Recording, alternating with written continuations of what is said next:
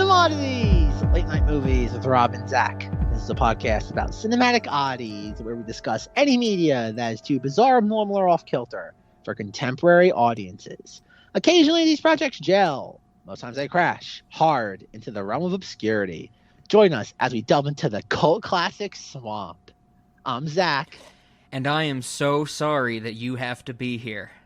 And I'm really saying this to myself, to Zack, to our audience. I would have been saying it to LaShawn and Ben if they were here, but no, nobody really wanted to talk about this movie other than Zack. I don't even know if Zack really wants to talk about this movie.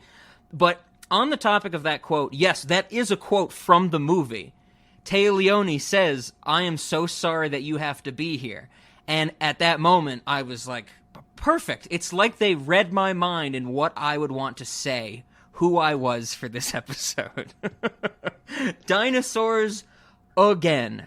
The third time we're discussing them on this podcast, Zack. And I think the first thing I want to say is, nobody get your hopes up. If you're a follower of this podcast, you've listened to the AI artificial intelligence episode. That was kind of a huge thing where it was like, oh, Rob hates robots, and still does. I didn't change my mind. But that turned out to be a really great movie that had some really neat concepts and things worth talking about. I thought that was a great discussion, and I know I say in that episode, I'm like, Zack, thank you for picking this to get me to rewatch it. It was so worthwhile.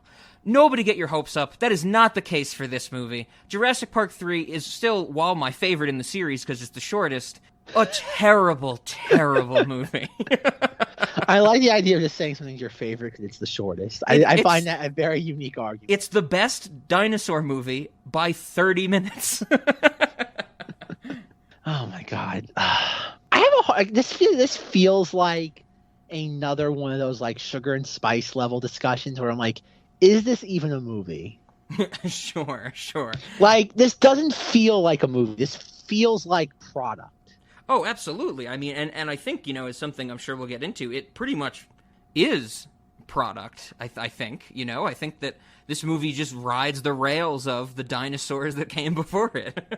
Yeah, it only exists because of just like what, brand inertia? Yeah, exactly. Yeah, that's exactly what I was saying, and it's like, I guess another thing to say is my first note on this movie is I can't believe I'm watching a dinosaur movie again. But okay, I think we might, I don't know how much context we got into, like in our Jurassic World, what would you call it? Fort Day? Sure. From 3 years ago. But God, bro, I think that was 3 years ago. I'm like, I think about that was June of 3 years ago. To think that I haven't seen a dinosaur movie in 3 years.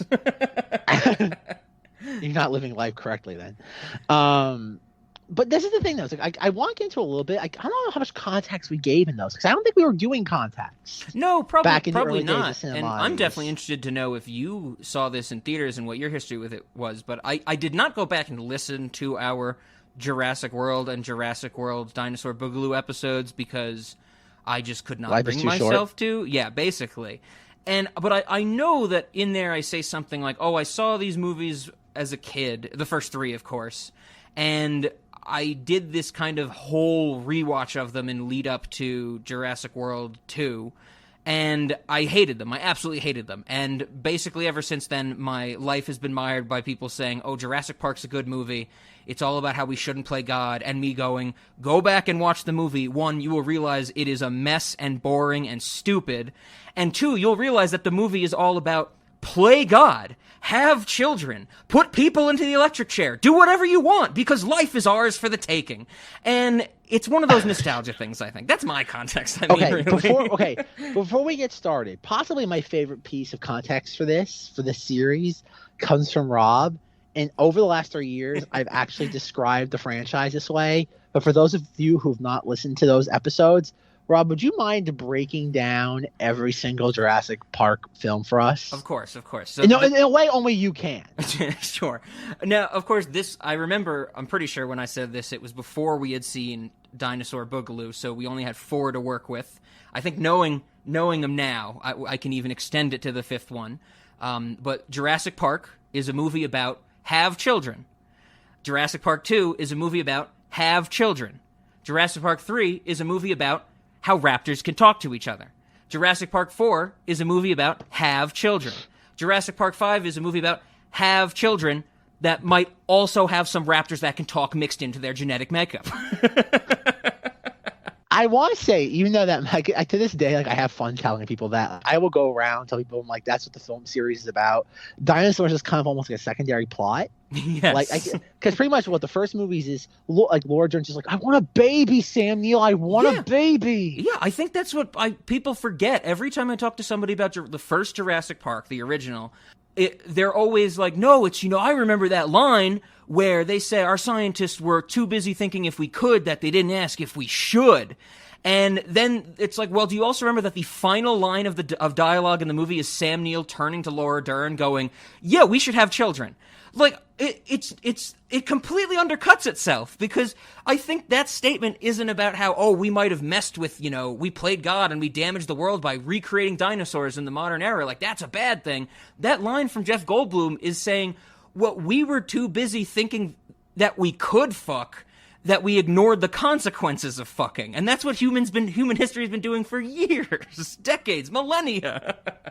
But that's the thing about all these movies. Not even say, much as I love Rob's synopses of all these, the third one is exactly that as well. Yeah, it's just like Bill Macy and Tia Leone just being like, family matters, nothing else. Yeah. And it's like, then why did you send your son with, like, your boyfriend, like, on a parasailing thing next to Dinosaur Land?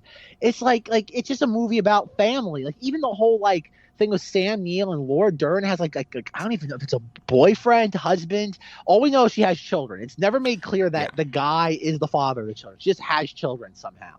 And just, like, it's like, okay, whatever. And like, the fourth film, which is an atrocity, is that it's have children is what matters, family.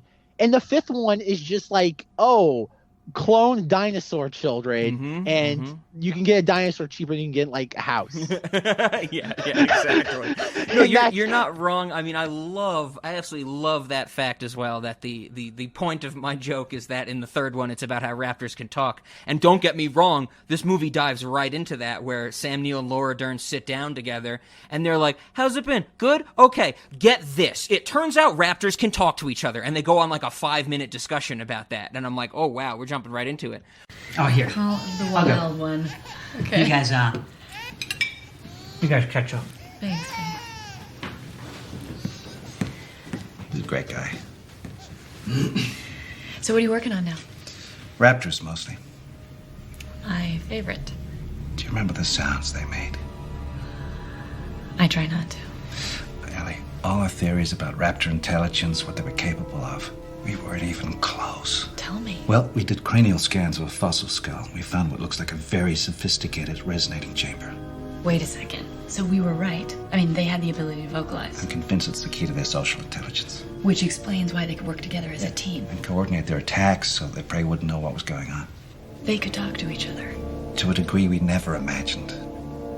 Ellie, they were smart. They were smarter than dolphins or whales. They were smarter than primates. But then you're right. At the end of the movie, it is that family wins overall. Like, family beats the dinosaur at the end of this movie. Family summons the military to the dinosaur island at the end of the movie. In all honesty, this entire franchise, like this, like after rewatching Dinosaur 3, which is what I'm going to be calling it going forward, it's like I'm not saying the title. Like I'll say Jurassic World because that's just become like one of my favorite punching bags up there with Dr. Sleep. But like Dinosaur 3. Like, as I'm watching it, I'm like, I know Rob and I have kind of bickered on, like, the Jurassic Park series because I still think the first one has its merits. I think I don't know if I like it, but I think I respect the first film. I admire it as a piece of cinema. Sure. I don't know if I like it, but, like, I would say every other film in this franchise is, if it's not bad, it's at least just trash cinema. Mm-hmm. Like, it's one step below popcorn cinema. Sure, absolutely. Like I honestly think like the Lost World has no redeemable value to it, other than maybe Pete Postlewaite's character is just like the mercenary who has like a code of his own, but he's bare. Like, God, I think to call him a tertiary character would be kind. The third film, as we'll get into, is just like a mess. Oh yeah. Like it feels like an early incarnation of something like Fantastic, where it's like nobody knew what they were doing. And I know we'll get into some of the behind the scenes stuff that would definitely like shed some light on that.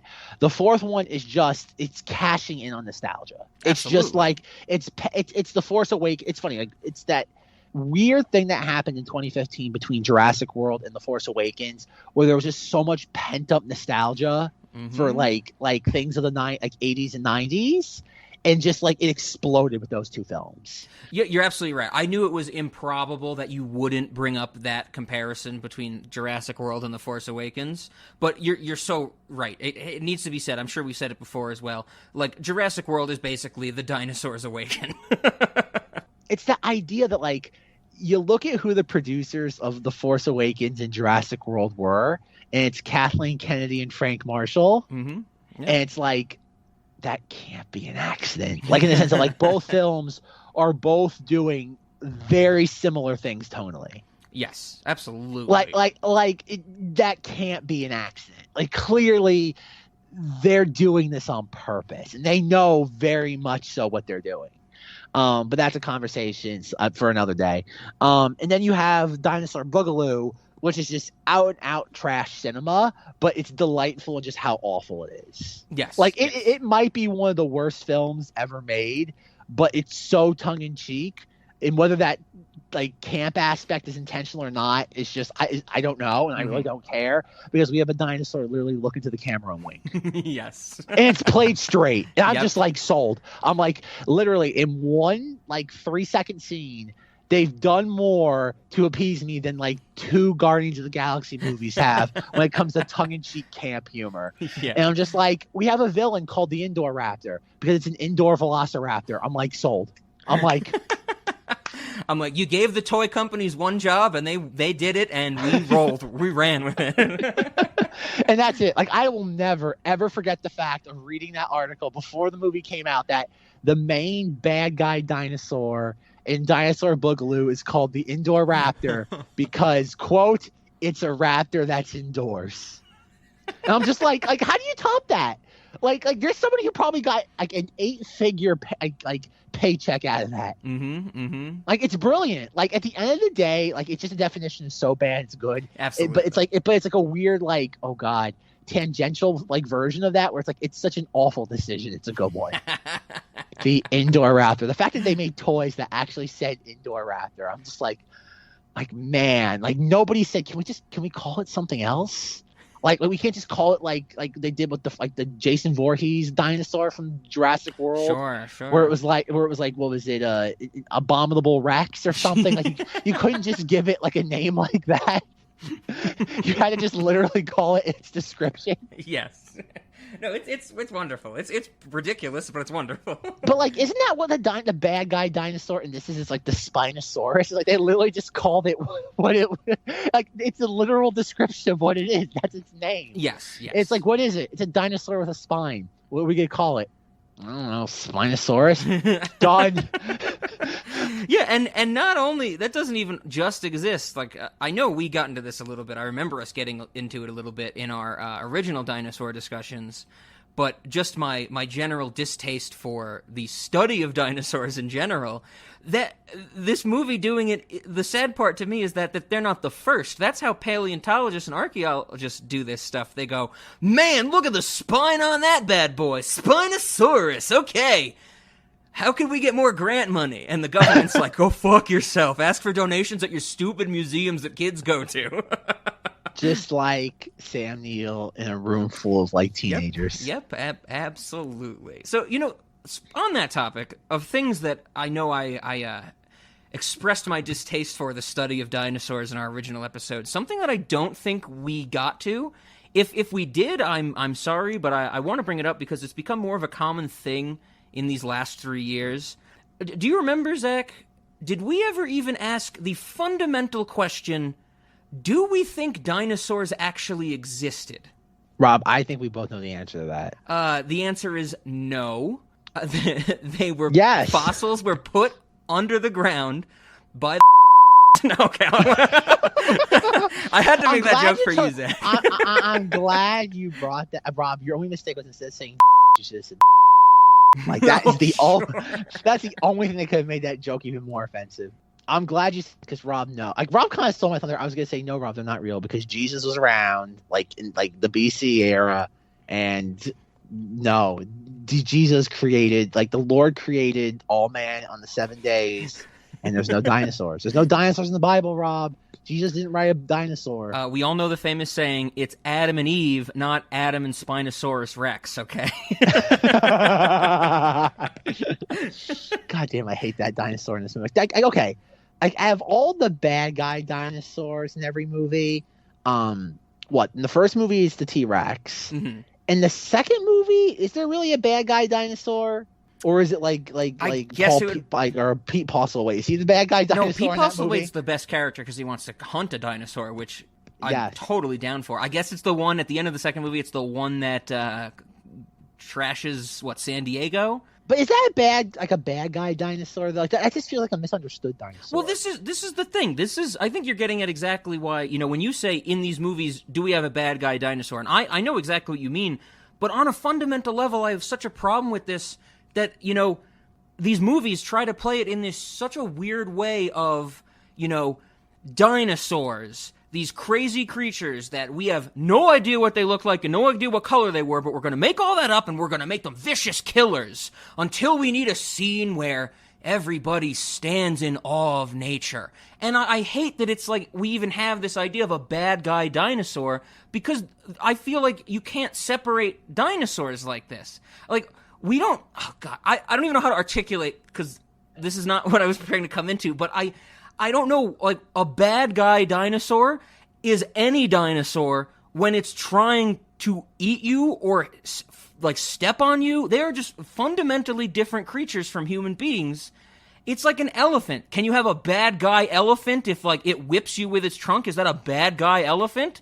But when you're taking care of the elephant because it's got a foot blown off by a landmine, then it's a good guy elephant? The elephant doesn't care. Like, the elephant's going to do what the elephant has to do. So will the dinosaurs. That's why, in that scene in Jurassic World Boogaloo, when that one, like, dinosaur is dying from the volcano and like, laying on its side and they're, like, looking at it, I'm like, poke a stick in its ear. Like, who cares? It's useless. It's a made-up creature for a movie. And now... To bring this back to topic, I don't want to lose. Well, if dinosaurs actually real existed, we can't. I don't want to say that yet. I don't want to say my actual thoughts on that yet. But we have to all agree, dinosaurs, as they are presented in these movies, do not exist. They are fictional creatures. Well, yeah, 100%. Like, I agree. But getting back to your point, though, from like Dinosaur Boogaloo, where we see like the one like being like eaten by the molten lava, like I will push back on that point that it is a movie. It is a movie. So, like, I do get the idea that, like, you're supposed to be some level of empathy toward these creatures. Sure. From the human characters, because the humans can express that, because obviously that's a human emotion, empathy. It's a lot of projection, absolutely. Which is fine. Like, I have no problem with that. The problem I have is, like, and this happens a lot, it happens in all these movies. But, like, it's really in the third one where, like, the Spinosaurus is essentially, like, the shark in Jaws. It's just coming after them because the script tells it to. It's like, why would it keep coming after these people? There's like, I get the plot of thing of like, oh, they stole the raptor eggs, so like the raptors are just like hunting it because like they stole their eggs. Like that, I get. Yeah. Like I get, like, oh, you have like a smart creature that, okay, smart as in the script says they're smart, like hunting these people because like it probably can smell their eggs. Like I get that. Like that makes sense. But like the Spinosaurus, literally, like that entire.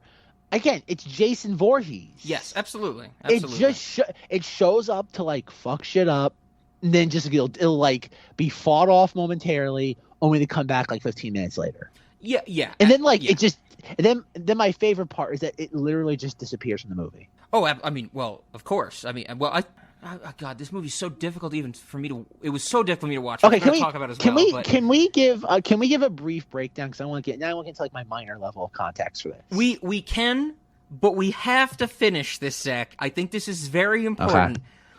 Did dinosaurs actually exist? So here's the There's thing. fossils of something in the dirt. Yeah, oh yeah, I'm not denying that. I've seen them. I've out here in Colorado, Wyoming, and all these trips I've taken to these fossil sites Like, because I ate one. people I'm with. Oh God, I would love to eat one. You boil it up, like instead of stone stew, it's a fossil stew or whatever. But it's like I'm with people and they're like, oh, we're staying in this place in Wyoming. They got a dinosaur museum. Let's go. And I'm like, fine, whatever. And but here's the thing. In these last 3 years, like I've already mentioned, I've been talking to other people. Whenever Jurassic Park comes up, I'll have all these issues with it. And it kind of started as a joke, as a very absurd joke that I love to do, that I would say that one of my problems with these movies is that, dinosaurs were never real. And sometimes, depending on who I was around, I'd push it and I'd be like, why do you like dinosaurs? And they'd be like, because they're cool. And I'm like, do you think that's why put the fossils on the ground so you'd think they're cool? And, it's like I got really absurd with it because I love that. But there's a few instances where I would do this joke and around people I didn't really know as well, and they would get almost infuriated. They're like, are you serious? You don't think dinosaurs existed? And there was a point where I was like, well, I had to really step back and think to myself, do I think dinosaurs existed? I agree with you, Zach. There's fossils that are in the ground. Do we know anything about dinosaurs? Go back to our original discussion for when I actually talked to a person who studies dinosaurs and got some real good information about what we do and don't know about them. But here's kind of the thing that I landed on recently, and recently this last year. Why should I spend any time thinking about if dinosaurs existed or not? Because what impact would that ever have on my life today? And so I want to relate this to something else that I think gets a lot more attention on the internet. You hear all the time people making fun of flat earthers. There's some people out there that for some reason think the world is flat. And you have so many people making fun of them. And they're like, they're so stupid. How can they think the earth isn't flat? And they get incensed about it. Just like I feel people have gotten incensed at me when I've said that dinosaurs didn't exist. Here's the thing, Zach. What does it matter? Is there any argument that can be made that if person XYZ on the street thinks either dinosaurs don't exist or the world is flat or a combination of the two, what does that matter at all? And I think this is entirely different because I've had this discussion with people. They will tie this into the anti-vax debate. They'll tie this into how to raise your children. I'm like, no, that's a different category because those things clearly have an impact on people and society. If you think the earth is flat, what are you ever going to do with that? It is almost irrelevant. What do you think about this? Excuse me, Rob. If the earth is not flat, that means I can sail my boat all the way around without falling off the edge. Is anybody gonna do that? That's how, Rob, come on, Rob. Far distant this seems, where it's like, it's like, oh, dinosaurs didn't exist. What does it matter? I live in constant fear of when I take my jet ski out that I might go off the edge. I live in constant fear. Rob, come on. Don't belittle my religion of being a flat earther. I think you'd say don't belittle my religion of being in constant fear. But I think Rob, this but ties... getting back to your crux of your argument, though, Rob, it goes back to some very profound words Rob once told me. And that's nothing matters. Oh, that of course, that's very true. That's very true. But I think this nothing might matters be because we're all going to die. This might be a really weird kind of subgenre of nothingness in that it matters with no Zero. Consequence. like of course nothing matters. It's like we can have the thing of it's like, oh well, one day what if I just drove headfirst into a brick wall with my car? Well, that's clearly going to have an impact on you, the car, the brick wall, and probably anybody around you. And so that has immediate consequence. If somebody doesn't think dinosaurs are real, it has zero impact. This is the thing. Am I missing something? Is there a reason that people should be so angry about this when they hear someone who thinks dinosaurs aren't real? I don't think I'm missing anything, but I really want to know is there a blind spot that I have? Am I not thinking of why I should also be on the bandwagon of belittling and making fun of people for having an opinion with zero consequence? Not next to none, zero consequence. I don't know. It's just it depends on what kind of hill you want to die on. Yeah, it's just kind of is that where you want to kind of blow your wad, and it's kind of to each your own. If that's what you feel is a important debate, that's your right to do so.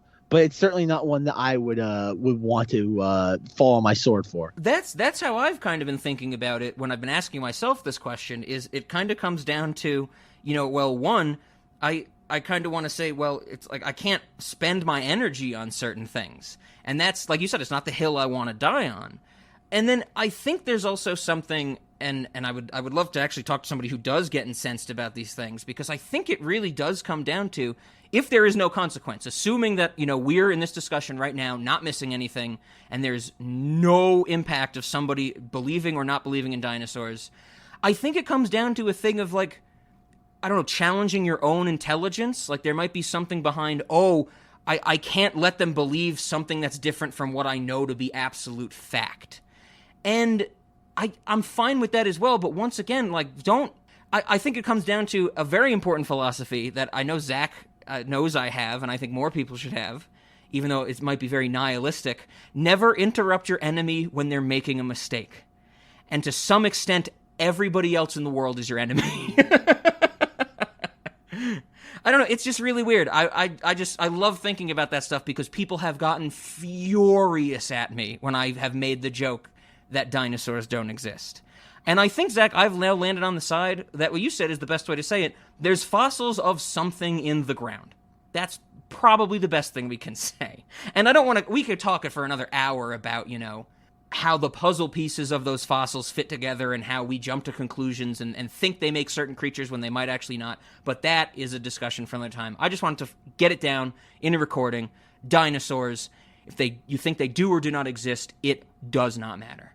They don't, Rob. They don't. But Rob, oh God, Rob, this is such a weird philosophical tangent to go on. This is what I have to do when I watch these stupid fucking movies, because regardless of these movies, fuck, Zach. Okay, now the floor is yours. I had to finish that up because it's been crazy how many people yell at me about this. To the actual movie at hand, Dinosaurs 3. The plot of Dinosaurs 3 is that we have a kid parasailing with a guy. We don't know who the guy really is, other than it was like Tia Leone's something. I think the implication is that he's her like new love interest after but it's never said though. No, yeah, it's never said. But I think that's at least what I took just to fill in the holes of this movie. Sure, but that's the thing though. There's a lot of like just like weird, like inexplicable things happening. So like after that, we cut to like 3 different times that we're introduced to Sam Neill's character. Like we were introduced to his character, Dr. Grant, 3 separate times.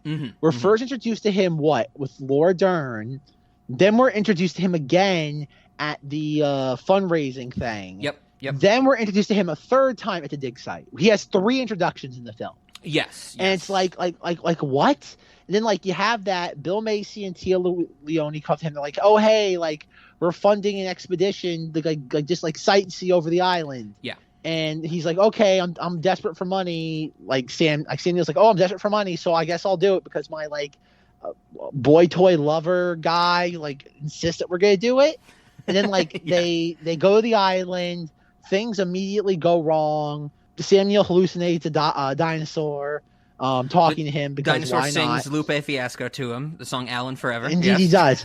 Indeed he does. That's a real thing that happens in this movie. Go, Alan. And then what's your name? My name Alan. Sounds like Alan. I love smiling. I got talents. I can do flips. I can keep my balance. I love dancing. And then like this dinosaur misadventures happen on the island. Stupid stuff. They find the kid, and then like family reconciliation. And then like out of nowhere, the movie just kind of ends. Like there's so much to this movie that just feels like it's a definition of just like a grab bag of nonsense. Oh, absolutely. And that like there's so many just like loose ends that are just like tied together. I just don't know what's happening in this movie. Like when we're when we see Laura Dern for the first time, it's like, oh, she has 2 kids. And might I say, seeing like early 2000s Laura Dern with her midriff exposed and like super tight jeans and a tight sweater, I've never been so taken out of a movie in a better way possible. Oh yeah, I think both of us, we love Laura Dern, and yes, it's great to see her. Oh, and I also have to say, in that scene when the little kid's playing with the dinosaur toys, and Sam Neill's character is explaining to the 3-year-old why the dinosaurs he's playing with wouldn't be fighting each other. I'm like, God, I'm gonna do that one day. Not about dinosaurs, but I could see me explaining to a 3-year-old the finer details of something. But yes, that happens. Like Laura Dern literally has nothing to do in this movie. Like she's just there in 2 scenes because I just don't get it. We have the Bill Macy and Tia Leone characters. They're just annoying. Like Bill Macy's essentially playing the same character he plays in Fargo, except slightly less smarmy. Less smarmy and less interesting, and 100% worse actor. Well, yeah, like he doesn't know what movie he's in. Yeah, I know he said some things like on the record that like he's like it was just a mess of a production.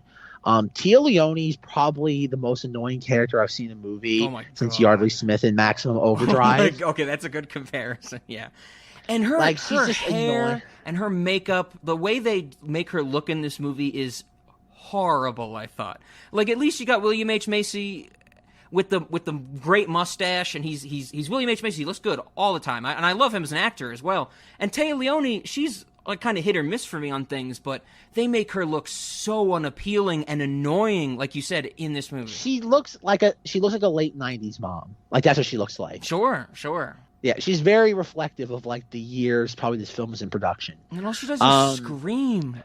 I know, she's annoying. But like, okay, there's some things about this I just want to get into. Like, just before I forget them. There's like weird like just moments in this movie where like this film was apparently like butchered in editing and in production, where like they just constantly like apparently the story is that they like wrote a script and started constructing sets for a completely different script, and then like a month before like shooting, they threw that script out and they had to basically write a script around what they've already like constructed as sets. Like that's apparently the context. So like you have a lot of shoehorning in this film, and that's why everything just feels like set pieces. It's just because that's literally how they wrote the script. Like, okay, we have this location, what do we do with it? Oh yeah, it's like, oh, that's why we have the like plane like airfield strip scene. Oh, that's why we have the fence like scene. Yeah. That's why we have the apocalypse now like Bart. Yeah. Yeah. That screamed to me the hardest, where it's just like, oh, we're doing this now. Okay, foggy catwalk. Yeah. That's a thing. And then we're on a boat in the rain, and then we got to stick our hands into piles of shit, and then, Yeah, exactly. It's like, again, everything was based around the location, not like any for like appropriate story beat. And that's like probably one of the most jarring examples in this movie is toward the end. Like the third act literally just feels like a bunch of just scenes just cobbled together. Mm-hmm. Like there's a scene of like Bill Macy sitting like on a log talking to Tia Leone and the kid, and he's just like going off on this thing, and like it literally has like nothing to do with anything. Oh yeah, all the family stuff is atrocious. Well, I'm not even talking about atrocious. I mean like the definition of just superfluous. Oh sure. Like you could literally take the scene out of the movie and it would not change anything. Mm-hmm, mm-hmm. I'm just like, why'd you put this in here? Like, because you know what I'm talking about, right? Yeah, that's the scene where he says, he's like, remember that time we went fishing and I hit another. I parked the trailer. Yeah, he's like, I got an altercation with that guy and he wanted to punch my lights out. Man, we should go fishing again. And that's the point in the movie where I'm like, I guess I should say, this is something I saved for this record. I'm going to tell you earlier when we started, Zach, I was watching this while I had another computer set up to record the Fast and the Furious movies. Oh, God. I always like to keep that computer, whenever I'm recording something on an internet connection, I like to keep it in eyesight just so I can see if anything goes wrong with buffering and things like that. And there were points during Jurassic Park 3 where my eyes were drifting towards Fast and Furious. That's how much I hated this movie.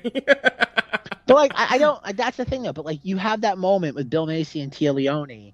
And he's like, remember when I sat there, parked the bike, I lost a trailer in the water. Yep. And then I did all this. And I'm like, this, I get it. They're trying to do character development.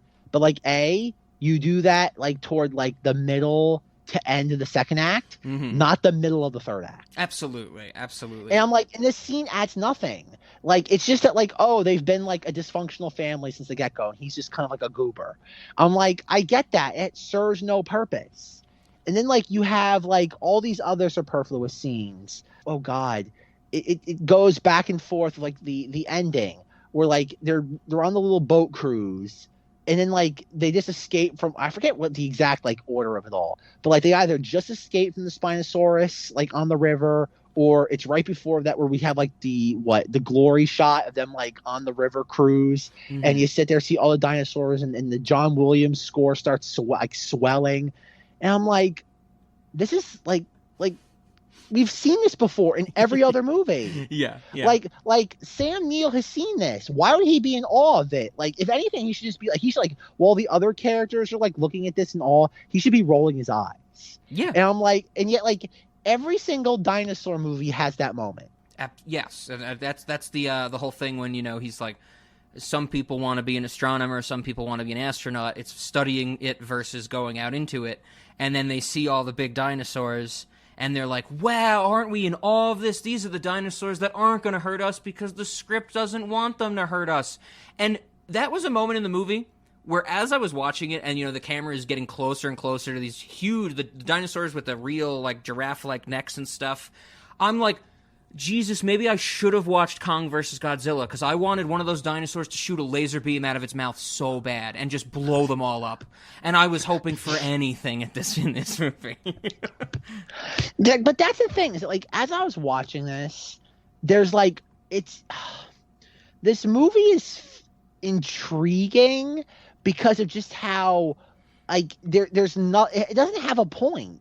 Like, you can make the argument, like, even if you don't like the other Jurassic Park movies, and I'm not talking Trevorrow nonsense, I mean like the first three. The first one, even though like obviously it's Rob and I's message is like, oh, family, it at least has like the very superficial message of like, oh, let's not play God.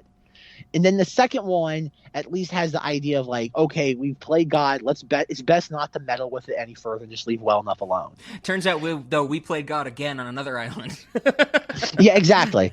This becomes this weird fascination, like in the second and third film, like this Site B island that's never mentioned in the first film. Yeah. But again, I guess that's just Michael Crichton like nonsense of like, okay, I'm writing a book to sell the rights of it to make a screenplay. Yeah, and I think that's one of the things that works. It worked better in books. I don't know if it works well in books, but it works better in books when it's just like, oh, here's this thing we didn't know about, because I feel like you can write it off better in a book than explain it away in a movie, if that makes sense. It's like the Ersatz Elevator series Unfortunate Events, where it's like, here's another tunnel to your parents' house, and if they played that in a movie, it'd be like, are you fucking kidding me? Like, how many tunnels are here? But in the book, it works fine. I think it's the same thing with the two islands in Jurassic Park. But this is my problem with the two islands thing.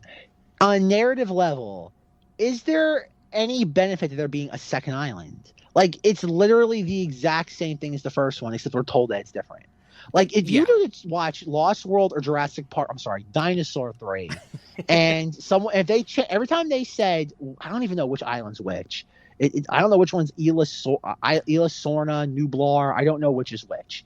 But, like, if you were to just say it's the island, what difference does that make? Exactly. I feel the same way. Why is a site B any different than site A? It's the same thing. It's an island with dinosaurs. Mm-hmm. Absolutely.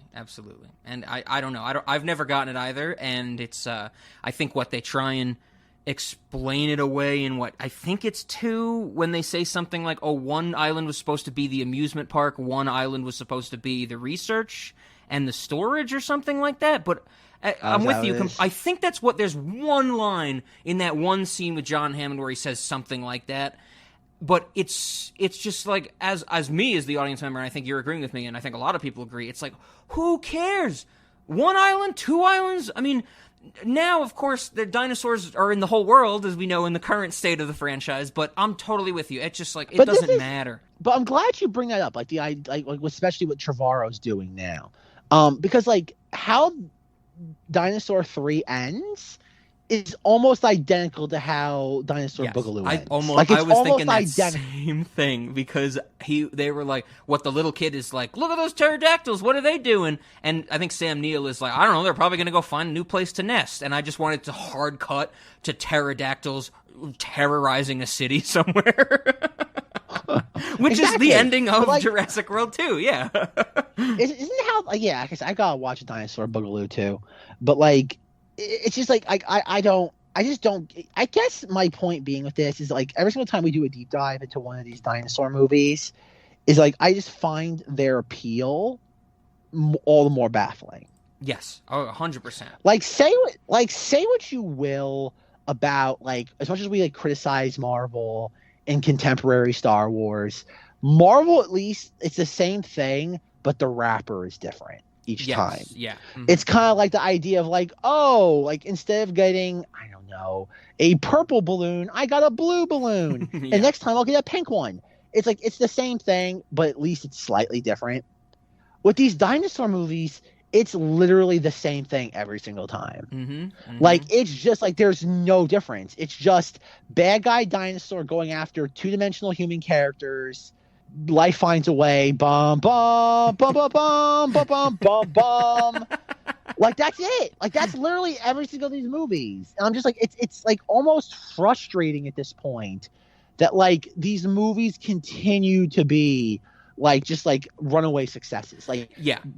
And even Dinosaur Boogaloo was like a success to the point where like it's almost unspeakable. Mm-hmm, mm-hmm. And I'm with you. And I think this goes back to what we were saying earlier about how these movies have always, since the first one, kind of rolled with brand recognition. But I think even the first one, it's not even brand recognition, it's content recognition. For some reason, which I don't understand, which I think I've made clear, a lot of people find dinosaurs wildly interesting. And to each their own. I'm not saying, I don't have less respect for you because you're really into dinosaurs. I might think it's a waste of your potential to be into dinosaurs, but I don't have less respect for you. But I think that's something they've leaned back on so hard for the entire 5 movies, is that it's just, hey, we have dinosaurs, and then they say, oh, dinosaurs aren't just, aliens or anything that we've created or genetic abominations. They're things that actually existed, and that gives some sense of, like, hardcore, deep-seated interest to people, because I guess we learn about them in America, at least in first grade, and so I think that's the problem, is that they're never any different because they know they can rely so heavily on the fact that people think dinosaurs are cool. It's almost like these movies are a traveling freak show where people don't care about what else is the freak show. They just want to go see the web-toed boy or the bearded woman. I think that people don't care what's in these movies. They just want to see another damn dinosaur. And I think getting at your point is that like the Jurassic Park film franchise is like the Coca-Cola. Yeah. It's just that, like, it's the brand. It's like if someone were to take the same amount of money and make another dinosaur movie, it would bomb because it doesn't have that logo on it. Yep. That's a great example because I've been, like, stayed with people in their apartments, lived with people, and they'll always get mad at me when I buy the $1 2-liter of off-brand orange soda. And they'll be like, oh man, I really like Fanta. And I'm like, literally, every orange soda tastes exactly the same. So I'm going to save my $1.50 and not buy Fanta. But they get angry when it's not Fanta. And I think that's the same thing with this movie. They're like, I want Jurassic Park. I want the Spielberg. I want the spectacle. I want that ambling, schmaltzy feel that, of course, we've discussed in our AI that might not be exactly the case. But they get annoyed because there's no other. It's like, what? I know Roger Corman had to do probably 1 million dinosaur movies back in the day. I've never seen that, but there's probably a reason where people go, it's a Roger Corman dinosaur movie made like in '94. It's great. Like it's just like not my dinosaurs. Yes, exactly. But yeah, and I think part of the reason why dinosaurs resonate with mass audiences is that, like, I think it's and this goes maybe back to the original point you were getting at, is, like, I think it's our equivalent, at least, like, in America, of, like, mythological creatures. Like, it's, that's not getting at whether they're real or not. That's another argument entirely. It's just the idea of having these, like, larger-than-life creatures that we only know so much about. Mm-hmm. Like, we have some record of their existence, but it's very hazy. And just the idea of like, wow, like it's just that idea of it. I think that's what people find mesmerizing. Oh, absolutely. It's why you have so many stories that play on, did the aliens build the pyramids? You have so many stories about, how did the Mayans get wiped out and why do they have these premonitions? It's something that's so close to being within our reach that we let our imagination run wild, which I have nothing wrong with. It's just dinosaurs that I find stupid. I'm more interested in like the colony of Roanoke than I am with dinosaurs or something like that. Because I feel that there's a little more tangibility to that. I think what happened, Rob, was the colony at Roanoke tried to make a deal with the dinosaurs to build pyramids with like lackluster technology, and then they egged on the deal, and the dinosaurs wiped them all out. Okay, how do we sell that pitch to Mysteries at the Museum? Like how we sell that pitch to Colin Trevorrow for the 4th dinosaur. Oh film. God, yes. It's I like the idea if it's a prequel, like the Transformers films. We go back in time to like 16th century dinosaurs. Jurassic World 4: Roanoke. It's John Smith and all them. Like I got what, Jamestown. It's like, oh, that would be awesome. okay, Trevorrow, where's our check? Oh boy. But no, okay, I want to get into my context. This is for a brief moment because obviously we can't forget this is part of the Fort year. I think I asked you 40 minutes ago, and now we're getting to it. Yes, it sounds just like Cinemoddies. So no, like when this came out in 2001, I was slightly aware of it. I had no interest in seeing it. I don't think I'd seen any of the dinosaur films at this point. I think I still have it somewhere. When we lived in Florida, my father had like, I don't even know what to call it. It was like a bar and a desk. There's probably a name for the type of furniture it was. But he had it in a room, and Rob's he had like a couple office. things in it. Rob's like, I can write letters and have alcohol stored in it. I think I found perfection. So no, he had that, and then he had a couple of VHS tapes in there. One of them was the obligatory VHS copy of Jerry Maguire. Of course. Another one I think was Tin Cup. There was a couple like World War II like generic like documentaries. Sure. And one of them was like Jurassic Park. And so I was always, I can still visually remember where it was, but like I never had any interest in watching it. Then my next memory of it was I was invited to a sleepover in, I want to say like October, November of 2001. And like it was somebody's birthday. That's what it was. And there was a bunch of kids like over. And I remember the present we got the kid was a VHS copy of Jurassic Park 3. And everybody was just like mesmerized by it. And like at this time, again, I think this was after like the 2001 summer. Everyone's just like mesmerized by it. And I'm just like, I'm like, I don't care. And the big thing that they did was, because like, I should say, I hated sleepovers. Okay. Much like, and Rob's gonna have to bleep this, much like my nephew, I always found sleepovers like the thing imaginable. I was just like, this is lame. Like, no. I'm like, this is stupid. Like, go home. Like, I like that. It's like, so anyway, though, I remember we got this. Everyone's like, yeah, we should do like a reverse marathon of the Jurassic Park movie. We should do 3, 2, 1. And like, I literally fell asleep within the first like 3 minutes. I woke up at the. I like that phrase, reverse marathon, but it would be a marathon in reverse. A reverse marathon is like something short, right? You would think. But yeah, I remember like my only memory of that is that like the marathon in reverse. Excuse me, Rob. And then no, like, I wasn't saying you. I don't think you got it wrong. I think the idiot kids who had these sleepovers got it wrong. But like I remember waking up to the very end of the movie, and I can still audibly hear one of the kids saying, "Wow, lady, way to go and send the entire military." But he said it very sarcastically, which I find very funny, coming from like a 9-year-old in 2001. That's good. Okay. But so like that was my main memory, and then it was like right before we moved to New York when I was still in Florida. It was like August of 2004 that like I got like on a dinosaur kick for some reason. I don't know why. And like I remember like going to Circuit City and buying the second film and the third film on DVD. Okay. Because like this was back in the time where like the library didn't have it in Florida. So like the only way to get this as well, like so it was like Blockbuster or this. Sure. And pretty much that was my like only context with these movies until Jurassic World came out. I was never a big fan of the Jurassic Park franchise. I enjoyed the films as like just entertainment as a kid, because it's kind of like I wasn't looking at them as I wasn't really scrutinizing them in the sort of way I do now. But like that's like for the most part that's my context, and obviously Jurassic World happens, and just the lights of fire under me that has never gone out. Yes. But between that and Dr. Sleep, I'm kind of like the Centralia of film criticism. Like my ire for these films will never ever be extinguished. But yeah, like I never understood the fascination with dinosaurs. Like I think I had some toys from the third film. Like I think I had like a Jurassic Park like corral with a couple of velociraptors. I don't know why I would have wanted that. Sure. Like the main toys, and Rob's gonna love this because we'll get into it next week. But the main toys that I had from any movie in 2001 was Planet of the Apes. Oh boy.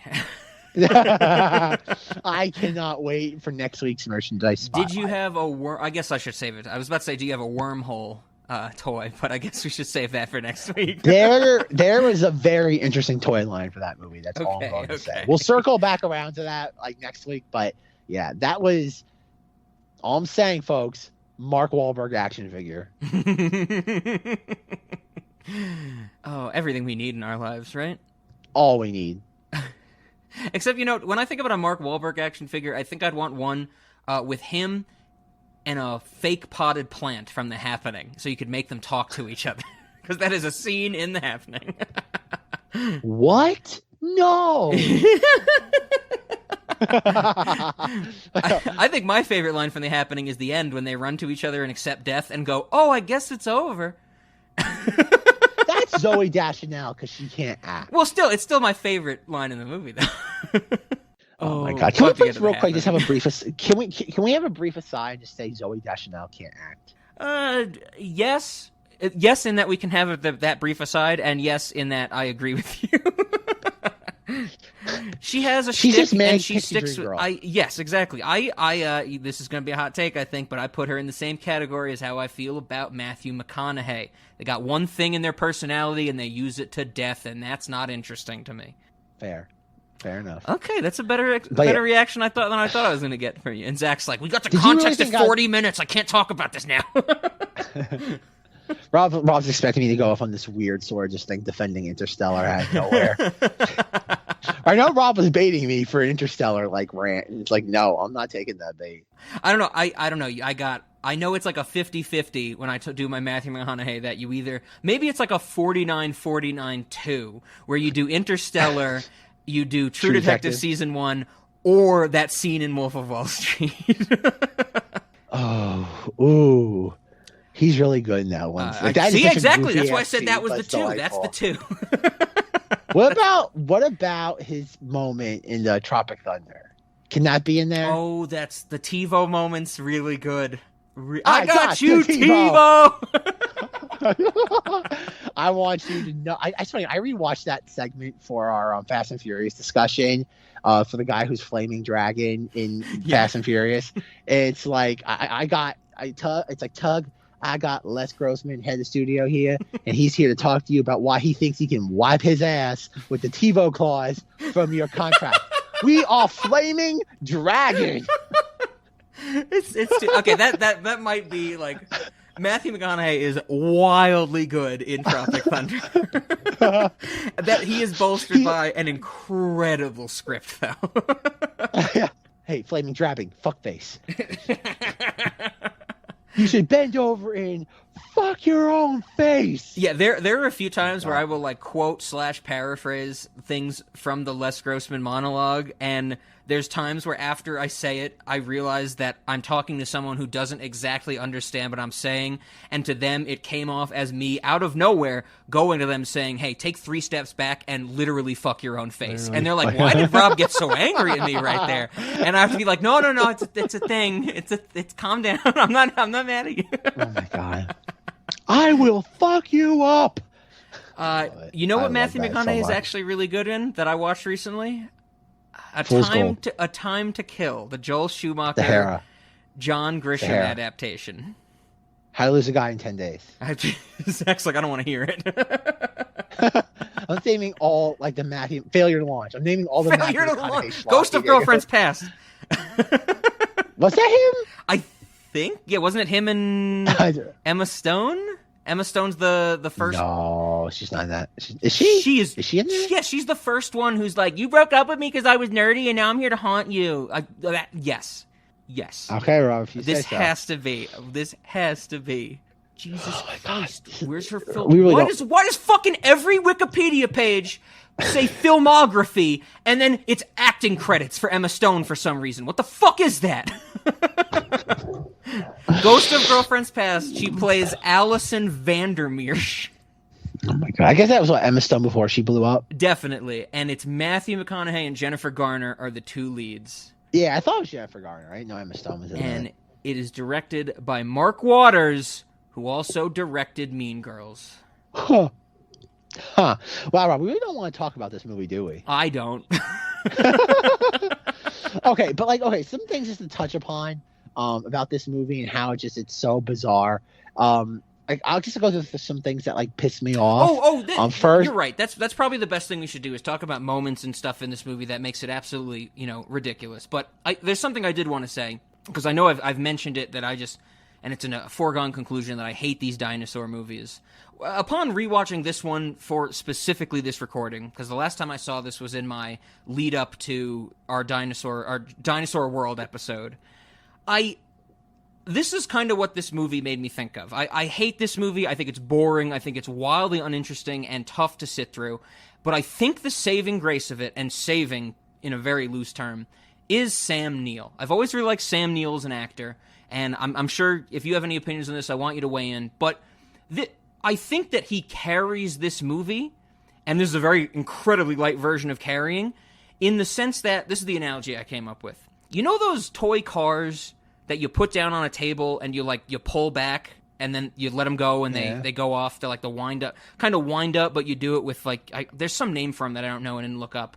I feel like Sam Neill took this movie, and this movie was the toy car, put it down on the table, and he pulled it back, maybe even pulled it back enough so it started to click, so it's fully charged, whatever you thought of as a kid, and he let go, and he watched it drive off and immediately take a hard turn into a wall and stop, and Samuel just kind of went, huh, how about that? This movie could have had momentum, and it just all fell away. And I think Sam Neill is the best part about it. That's, I don't know, though, because, this film had so much, production problems, had so many issues. Okay. I don't know if I can blame or give the actors any credit, because, Sam Neill just, his performance is just all over the place.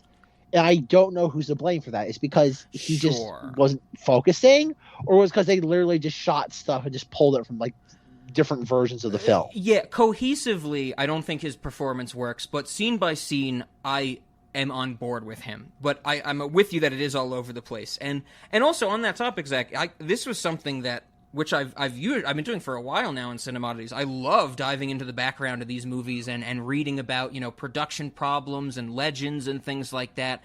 I can very, very safely say and confidently say I did not do any of that for this movie, which there's an insane amount of history and background if you can read about. And from the little bit of research I did, the Wikipedia page seems to just be the tip of the iceberg. There seems to be a lot of good information in those cited articles.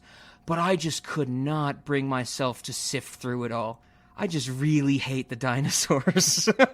So I don't know anything about this background stuff. That's the thing. I think that's the only thing that makes this movie interesting. Okay. Is that they did not know what to do with this.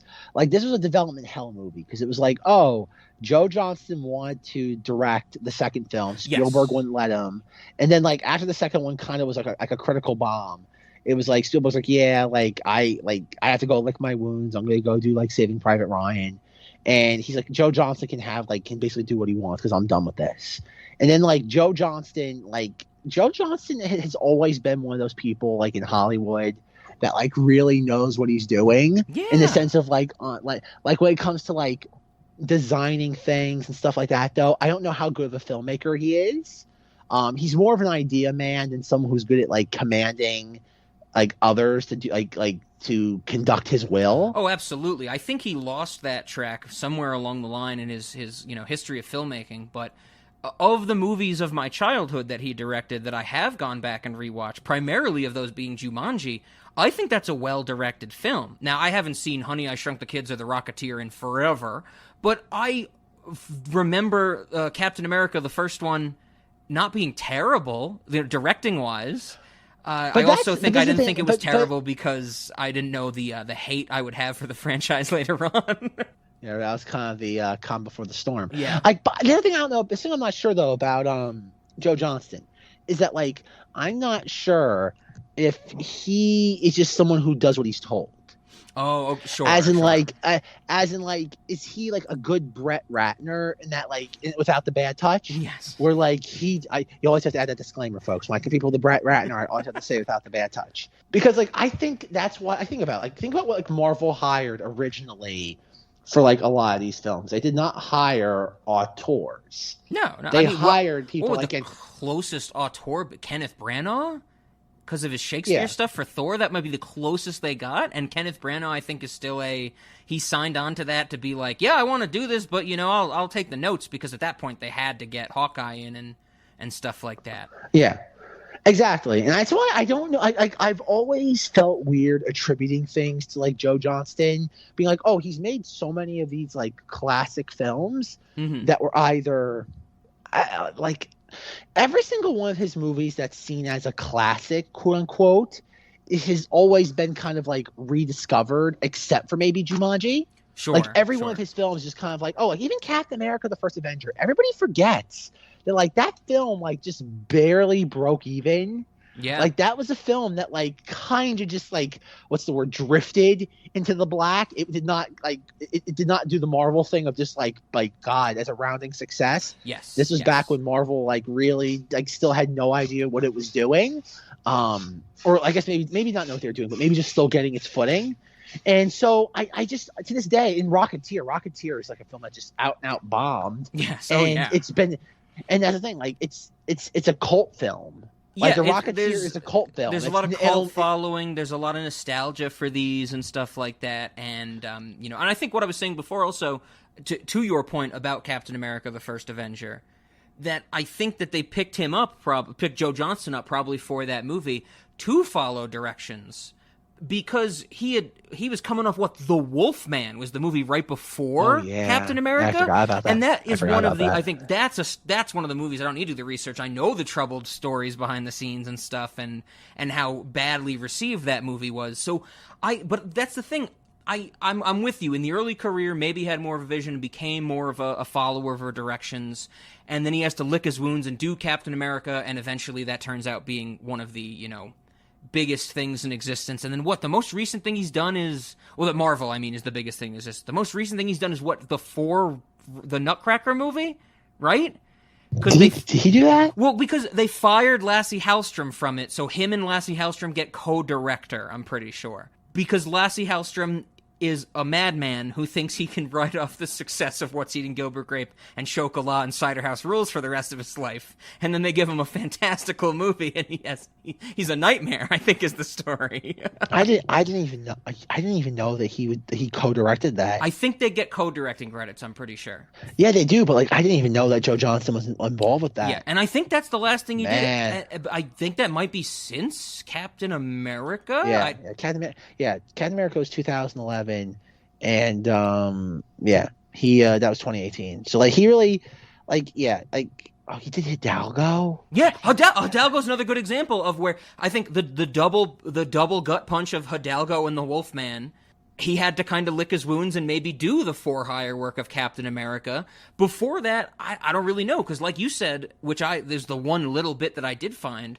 Joe Johnston did want to direct a dinosaur movie. Like, after Jurassic Park 1, he goes to Spielberg and basically says, please let me do another one. I love dinosaurs. I'm just as dumb as the rest of them. No, I'm sorry. But, like, he also did October Sky, which is, like, a classic. Oh, shit.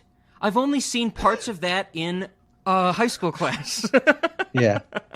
Yeah. Joe Johnston, I mean, and the movies of his that I have revisited, like Jumanji, I think Jumanji is the most recent, and I've seen Honey, I Shrunk the Kids in my adult life.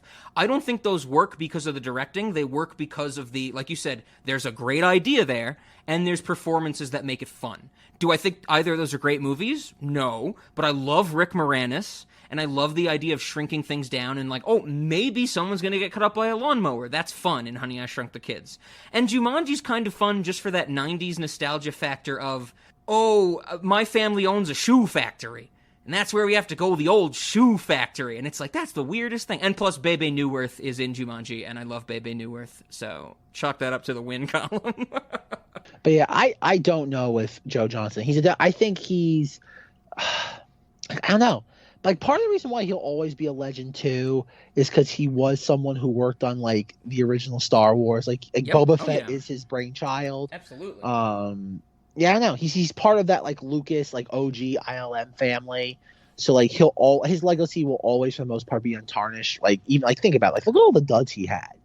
Like that's just astounding. You look at again, like going in like chronological order, you have Honey, I Shrunk the Kids, which is a success. Mm-hmm. Fun fact, that was supposed to be a Stuart Gordon film. Stuart Gordon, like from Reanimator, and he basically saw what Disney was doing and was like, nope, and like walked away. If I can't get sex in here, it's not worth it. Yes. Rocketeer, Notorious Bomb. Yep. After that, it's like basically 4 years later you get Jumanji, big success. He does nothing for 4 more years, October Sky, which is, even though it's like a critically like well received, from what I think it was not a big, like it wasn't, it didn't make any money. Like worldwide gross $32 million, $34 million on a $25 million budget. So it probably, like after like video like sales and rentals, it probably got into the black. Mm-hmm. And then 2 years later, he does Dinosaur 3, which pretty much stalled the series for 14 years. Yep. He does Hidalgo, which is like God, it's the first time I ever fell asleep during a movie. It's a horse movie. Yeah, I remember I saw that movie. I literally fell asleep during it. First time that ever happened. And then he doesn't do anything again for 6 more years and does The Wolfman, which is, again, a DOA film. And then the very next year, he does Captain America. Yep. That had to be a for-hire by Marvel. It just seems so likely. But, like, everybody forgets, though, that, like, when they hired him, that was, like, right after the Disney sale. Like, he got hired in, like, 2010. Okay.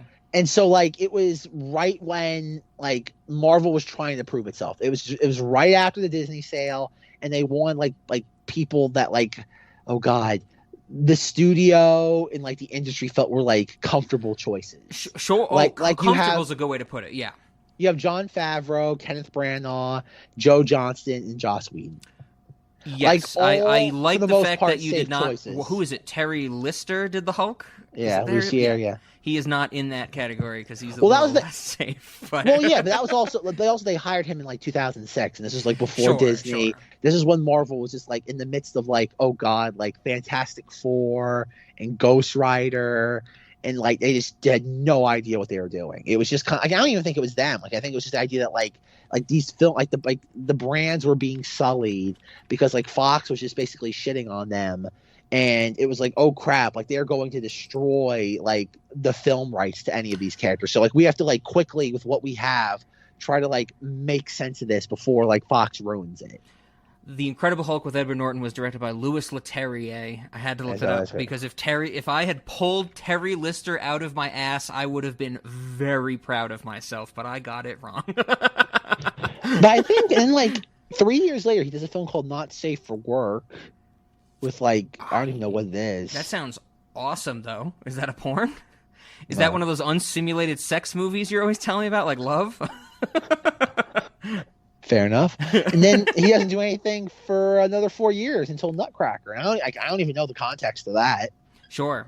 And I think then the thing you hear about him now, or maybe not him, but you hear about more recently, is that he's going to do the 4th Honey, I Shrunk the blank film, but it's just called Shrunk, and he's going to be the one to...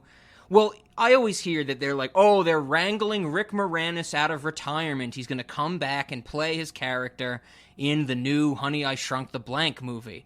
But I'm like, somebody already pulled Rick Moranis out of retirement, and it was Ryan Reynolds, so they could promote their stupid fucking cell phone company. Yeah. which is the most depressing thing. Because one, I'm like, Ryan Reynolds, you're kind of fine as an actor. I don't love you or hate you, but shut up. You don't know goddamn shit about phones. Stop talking to me about them. Go sell your shitty gin that I know I won't want to drink. Exactly, Rob. You tell him. But yeah, again, goes back to the reason why he got hired for Captain America. I think he was put in charge of Dinosaur 3 because it was a safe choice. Yep. It made the powers that be feel comfortable, and he behaved. Yeah. I think he behaved, and he behaved to an extent where he took whatever they threw at him and agreed to it, and led to this movie being such a mess. Because I think that's something we said before, Zach, is that, when you have a director, when you're playing it safe, you get notes from the studio, it's usually going to come out either very bland or very messy, or a combination of the two. You really need those strong voices in storytellers, in creative filmmakers, and directors to make something worth watching. And safe is always going to lead, maybe not always, that might be too strong. Safe usually leads to something like this, a mess that's loosely held together, the toy car that rams right into the wall and everybody kind of shrugs when it happens. Yeah, and I think that is part of the reason why. But at the same time, though, apparently from what I was reading, that he did have say in this. Mm-hmm. He was pushing back, and Spielberg rubber stamped his decisions. But I don't know, if you're a studio watching this, that third act is just so jarring, in that it just goes all over the place. You have the final Spinosaurus attack in the water. Mm-hmm, mm-hmm. They shoot a flare at it, the water catches on fire, and it just goes into the night, and we never see it again. Yes. And that's your main antagonist just literally disappears. Yeah, there really is nothing else between that, right? Because after that, the phone call to Laura Dern has already been made, and then they get to after the night, they get to the coast, and the military's there, right? Yeah, and that's pretty much it. They're oh no, but the thing with the raptors and the eggs. Oh, of course. With oh my god, hilarious visual of that raptor puppet nuzzling Tia Leone's head. Yes, that was wonky. I will say though, is that they're considering those are obviously all audio animatronic, or whatever you want to call it, real life mm-hmm. creations as opposed to digital, for close-ups and stuff like that. There's something unnerving about that. The way the dinosaurs don't blink, there's just something maybe it's part Uncanny Valley. But sure. I remember Blue the raptor, that one that Chris Pratt wants to fuck in the new movies. Well, I think I called it his service raptor, but sure. No, he wants to have sex with that raptor. We talked about that. He wants to have sex with that dinosaur. Okay, so we're agreeing that the raptor he imprinted on.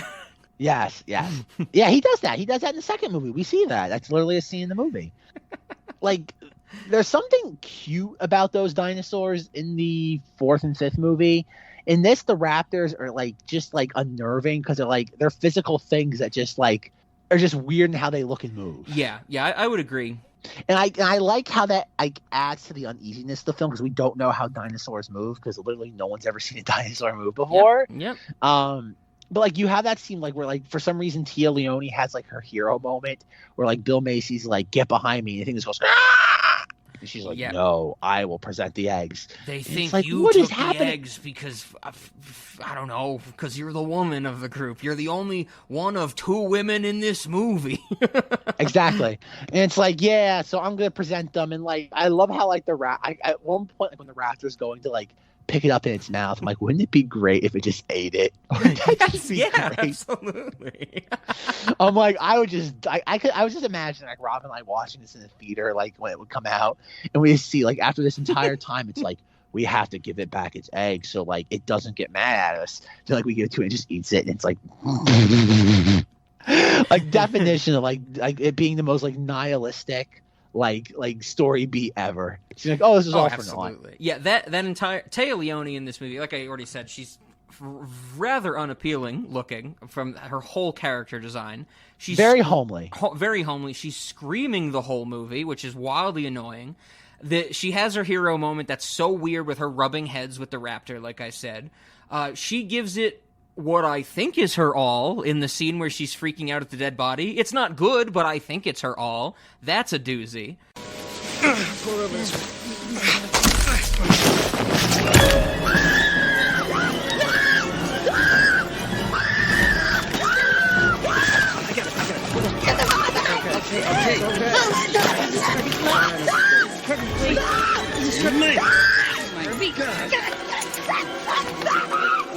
Okay, you're free. You're free. Get her back, Mr. Kirby. Amanda! I didn't like her one bit, and I think that, oh god, what's the, there's that scene when I think it's been like 3 or 4 times that she's been screaming for her child, and everybody at that point is telling her to stop because it's attracting different dinosaurs. I really wanted them to double down and her just to say, I know we're gonna die on this island, I want to die with my son, and be like the depressed, pessimistic version of the character. Like that, but like how many times in this movie do we hear her and Bill Macy just scream the kid's name? Oh, too many. A million. A bajillion. Yeah, that's all it is. What's the kid's name? Eric? I think the kid sucks as well. I really hate the kid. So I think it's fine. Eric, though. I think he's inoffensive. Like he's not great, but like he's not. He doesn't take me out of the movie. Like he doesn't. Like we've talked about a lot of kids in movies. Like it's very, very easy for them to go down like frustrating alley where it's just like, oh god, make them die. Like I hate them so much. That's how I felt. I wanted this kid to die. But like I know, but I think he's the least offensive kid in any of these films. Like we've talked about the kids in the 4th film. They're just like annoying and just like they're not real characters. They're just stupid.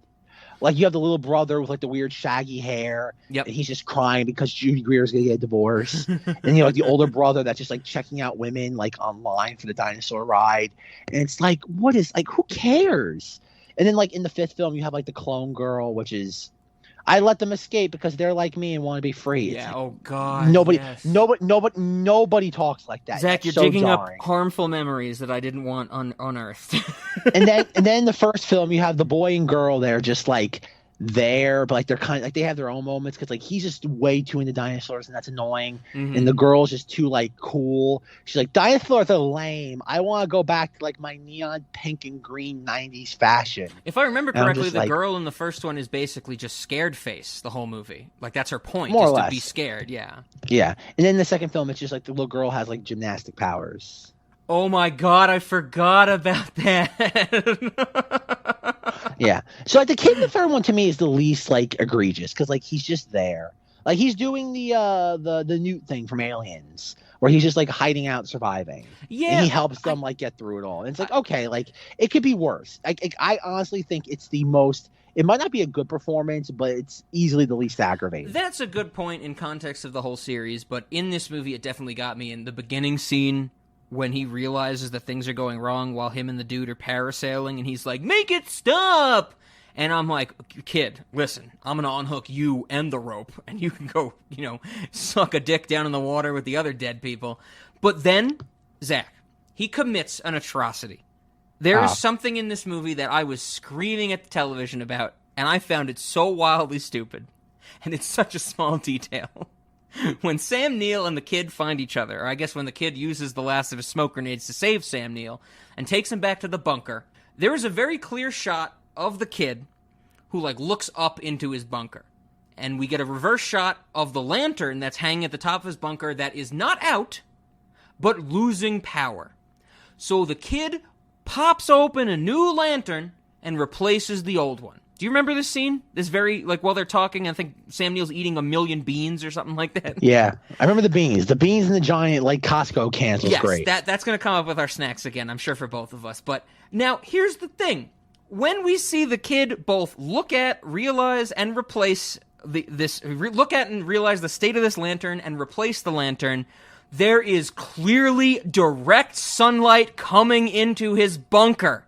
That is an unforgivable sin as far as I'm concerned. Why is he wasting a supply like that when you have full light coming into the bunker?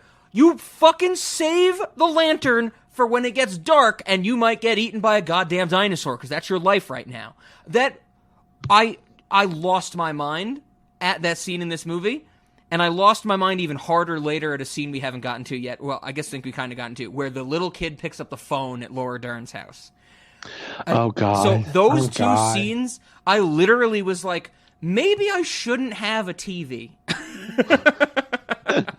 Okay, but that's the thing though. Like, there's so much in this film that feels like just pandering and padding at times. Yes. Like, you have the why was it the global? Oh God, remember that in movies like the international phone? Remember that was always like a plot device. Like the satellite phone. Yep. Exactly. Remember that was just like a plot line. I love and hate it. I still hate it, but I find it amusing now. We have that he calls Laura Dern. And it's like, oh, good, like pick up whatever your name is. I forget what her name is in these movies. She's Laura Dern. I don't care what movie it's in. She's Laura Dern. She's Diane, of course. Sam Neill calls her on the phone and goes, Diane, my first day on Dinosaur Island. The coffee's great. So you have all that. The kid picks up the phone and it's like, go give the phone to mommy. I'm like, oh God, it's gonna be a stupid scene where the kid gets distracted. And then like, what's on TV? Barney. And I'm just like, somebody thought they were being clever. A dinosaur I did, in fact, grow up with. I watched a shitload of Barney from when I was young. I know. All right. Okay, Rob, can you give me, this is a trivia time. Uh-oh. What was the name of two of Barney's two best friends? Oh, shit. One is humans? initials. No, they're like critters, or wherever they are. Wherever Barney was, they're critters. Technically, they're dinosaurs. They're gremlins. Well, I'll give you a hint. One name is initials. AJ. Close. Shit. Very, very close. You're only off by one letter. I am literally trying to tap in my complete and utter buried memories because I fundamentally do not remember them at all. All right. AJ is, you have one letter correct. Another letter is off by only one position in the alphabet. BJ. You were right, Rob. Oh, BJ. yeah. I had to go for it, and I love that I'm right. Okay. So, You are never going to get the other one. You are never going to get the other one. Balthazar. It begins with the letter B. Balthazar. Balthazar Getty. Yes. I literally, until you asked me this question, did not even remember that he had friends, like sidekick things. That's how long ago I watched Barney. There is BJ and Baby Bop. Oh shit, Zack, stop. We can't do this much unearthing of things. Because as soon as you said Baby Bop, I had visions pop into my brain. This is not okay. Rob, are we having are you unearthing dinosaur memories? You are in me. You're archaeologizing my brain right now, and that's not okay. Rob, we've said we don't know if dinosaurs are real, but my real question is though for you, Rob, is Barney the dinosaur real? No, I'm going to say no, it's the Mandela effect. See, the thing is, I remember from my childhood, I think Barney was like first. Wishbone was second, so I remember Wishbone a lot better, and I've also have the luxury of having all of Wishbone on my hard drive and watching it in very drunken states to remember more about it. But the thing I remember more about Barney is that there was like a Barney parody in the Animaniacs that I really found funny. And I feel like more of my memories are tied to me remembering Barney being parodied than the actual Barney.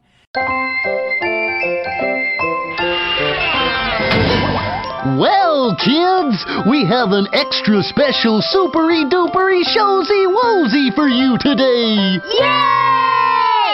We've got some guests today I'm sure you're going to lovey-dovey love. Those cutesy wootsy zany wany Warner kids. It's so great to have you here. We're going to have a funsy-wunsy good time. We can laugh and cuddle and sing happy songs. Won't that be fun? Yay! Ah! Let us out, mister. Please. We promise to be good this time. Make it stop. Oh, you kids just need a great big squishy wishy hug. Everyone knows a hug is a gift you give yourself. I'm gonna be sick. You know, Yakko, revenge is a wish your heart makes. And I know just the wish.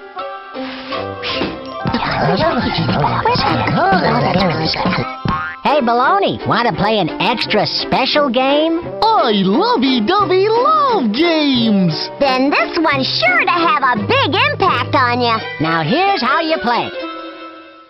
But now that you're bringing these up, didn't Barney sing a goodbye song at the end of every episode? I love you. Jesus, you stop! Oh my God, can we talk about a happy family? The fourth year has ruined me. The fourth year has ruined me. To you. Jesus Won't Christ. you say you love me too? Ben Affleck's birthday cannot come fast enough.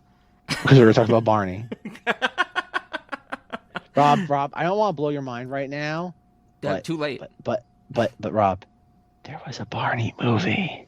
I don't know if I saw that one. Rob, there's a Barney What's movie. it called? Barney 2? A Dinosaur in the City? Is it called We're Back? Because I remember that. Rob, I think it's just called like Barney the movie. Okay, I don't know if I saw that. I saw it in theaters. My memories of Barney are so deep down there. I do not have my ticket stub though. Okay. But to get back to this scene that is absolute cancer, Barney's on the TV. Isn't that the stupidest thing that they could have ever done? I think so. I think it's I don't think it's stupid. I think it's frustrating because someone thought they were clever. It feels like a scene that they threw in there to appease test audiences. Like, oh, we need a comedic beat right here. Yeah, I agree with you there that it's frustrating is a good word. I think I'm saying stupid in the same vein in that, somebody probably had that idea and went, oh, that's it. Like, it's one of those things I always make the joke where, they're sitting in the writer's room and someone comes up with that and they go, they clap their hands and go, well, we're done for the day. Like, that's our masterpiece. So I'm with you. That always frustrates me because it's low-hanging fruit. At least in 2001. I don't know when Barney...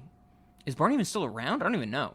Barney... I don't think they've done like a redux of Barney, but like I think it's still somewhere in the cultural osmosis. Can we please get, when you said redux, it made me think, can we please get a realistic, gritty Christopher Nolan Barney remake?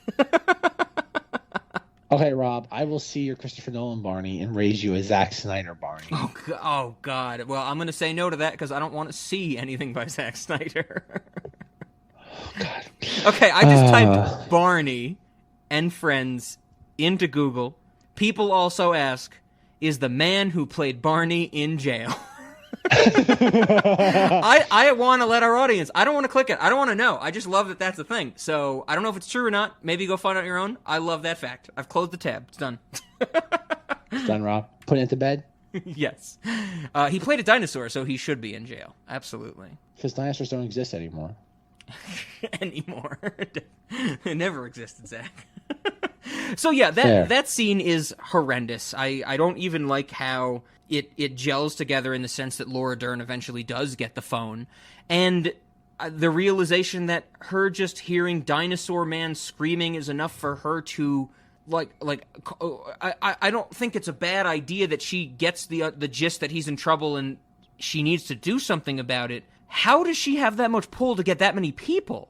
Like the military, right? That feels like add-on. Definitely. And it feels like a scene from a different movie. 100%, absolutely. And we even get that stinger from the kid. He's like, who'd you call? She knows the Marines and the National Coast Guard or whatever he says. And it's like, she's a good friend or whatever stupid line that's said. But my actual note about that scene is the entire Laura Dern phone call sequence with the little kid is batshit insane and wrong and needs to be stopped. Yeah, it's dumb. Like, it doesn't need to be in the movie. Also, it's pandering. Why? I get that, the kid's the only one in the house, as it establishes I think Laura Dern is saying goodbye to we don't know, the boyfriend, the husband, the escort she's hired. We have no idea. But the little kid's the only one in the house, and I would totally get that, maybe the little kid is doing a monkey see, monkey do and picking up the phone. But it kind of comes across that Laura Dern has taught her 3-year-old child to pick up the phone because the kid is doing nothing. For some reason, this scene starts in the kitchen. The TV's not on in the kitchen. It's on in the living room. So the kid is just sitting in the kitchen doing nothing, waiting for the phone to ring. And because of that, it implies that the kid is conditioned to pick up a ringing phone. And I don't know about you, Zach. This might get into, how do we raise our kids? I don't want a 3-year-old picking up the phone because the 3-year-old's going to agree to put my name on a goddamn spam caller list that's going to get my credit card number. And maybe that was different in 2001. But I feel like until the kid's at least, 20, tell him not to touch the phone.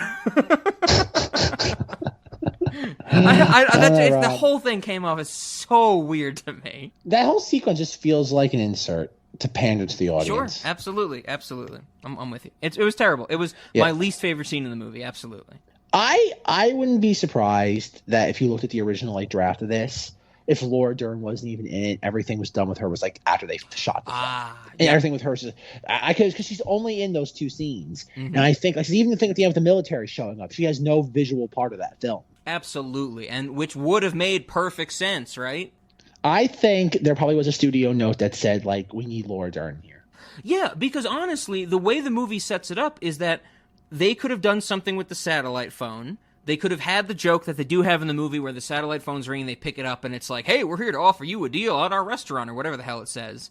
And then they eventually do get the satellite phone to work, and, there's some line of dialogue that, Sam Neill calls the government, to some extent. And the payoff joke at the end of the movie would be, in fitting with the rule of threes, William H. Macy would say something like, the U.S. Embassy did help us, because 2 times earlier, he says that they're useless.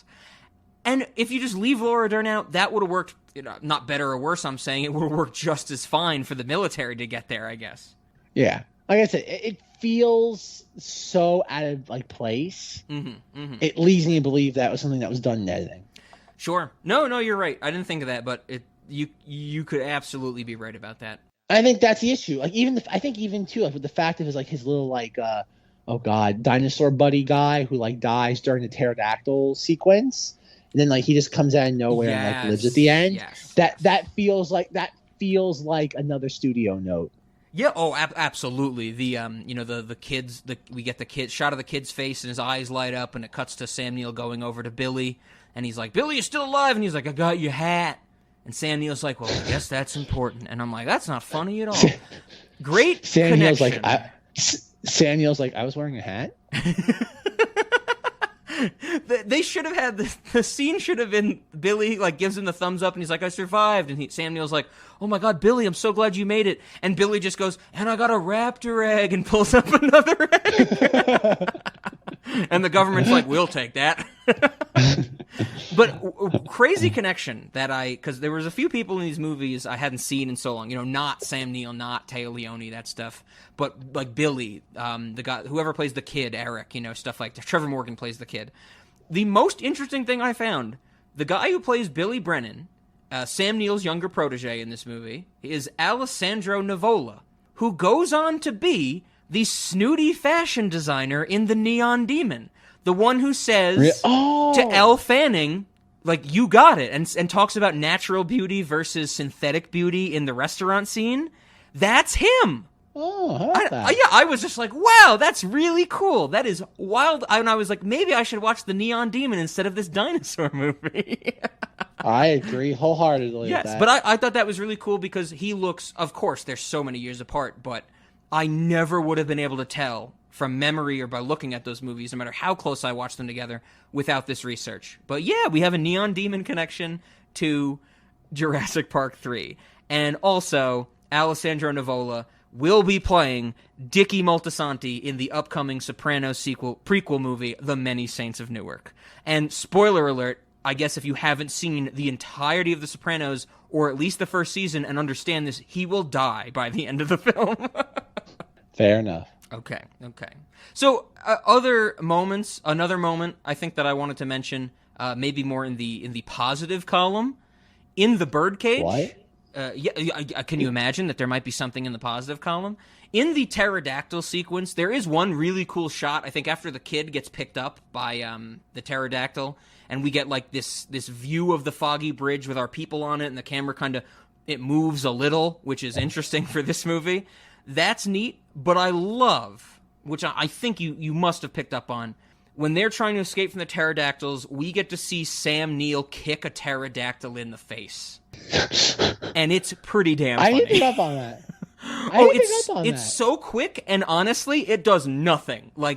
It seems like a setup for the joke of somebody punches another dude in the jaw and then their hand hurts and they go, ow! But they don't do that payoff. They just have Sam Neill kick the pterodactyl in the face and they keep running, and I chuckled at it. Yeah, I didn't pick up on that, but I wish I had. Sure. I guess also, saying that scene with Laura Dern's kid is my least favorite. My favorite scene in the movie is when Sam Neill realizes that they are trying to land the plane on Dinosaur Island.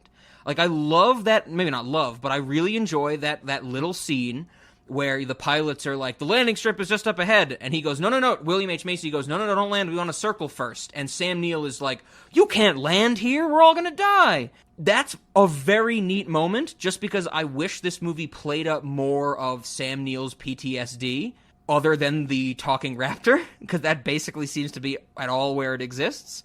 But then the movie undercuts itself by the next scene is, Taya Leone screaming into the megaphone and then screaming back at William H. Macy, and it's goofy. But that's okay.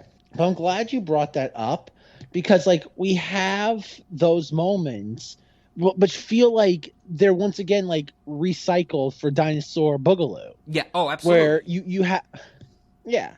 And that's what just, again, I just question everything that's going on in this movie. Maybe it's not fair after a while, but that's the thing. Like the circle, like when they say, like, oh, we're going to sit there, circle the island, like, and I don't know. It's just peculiar. There's just so much about this film that just feels disjointed. Yeah. And that, like, oh, you have the idea of like, oh, like he's afraid to go back to the island, which feels like its own plot to the movie. Yeah. And then, like, it goes nowhere so quickly. Exactly that. And that's the thing I want them to own into. I want to see a movie about, Sam Neill having PTSD while having been, trapped on this island again. It's like the same thing I've said about the one time I saw Iron Man 3. I want them to lean into Tony Stark's PTSD so hard, and it's basically an afterthought from what I remember. Like, I want that character study, but I think that goes back to what we said way back at the beginning of this conversation. That doesn't matter to these movies. The thing that matters to these movies, the dinosaurs and the Marvel, is the spectacle. It's the, oh, isn't it cool we have dinosaurs versus isn't it cool that we have, Iron Man in a suit again and that type of stuff. Or the Mandarin. I'm the Mandarin. I'm the Spinosaurus. You said you wanted the Mandarin. You're looking right at him. It was always me, Tony. Right from the start. I am the Mandarin! But that's the thing about, like, Sam Neill's character in this, is that, like, his motivation, like, very early in the film, he's like, I'm never going back to the island.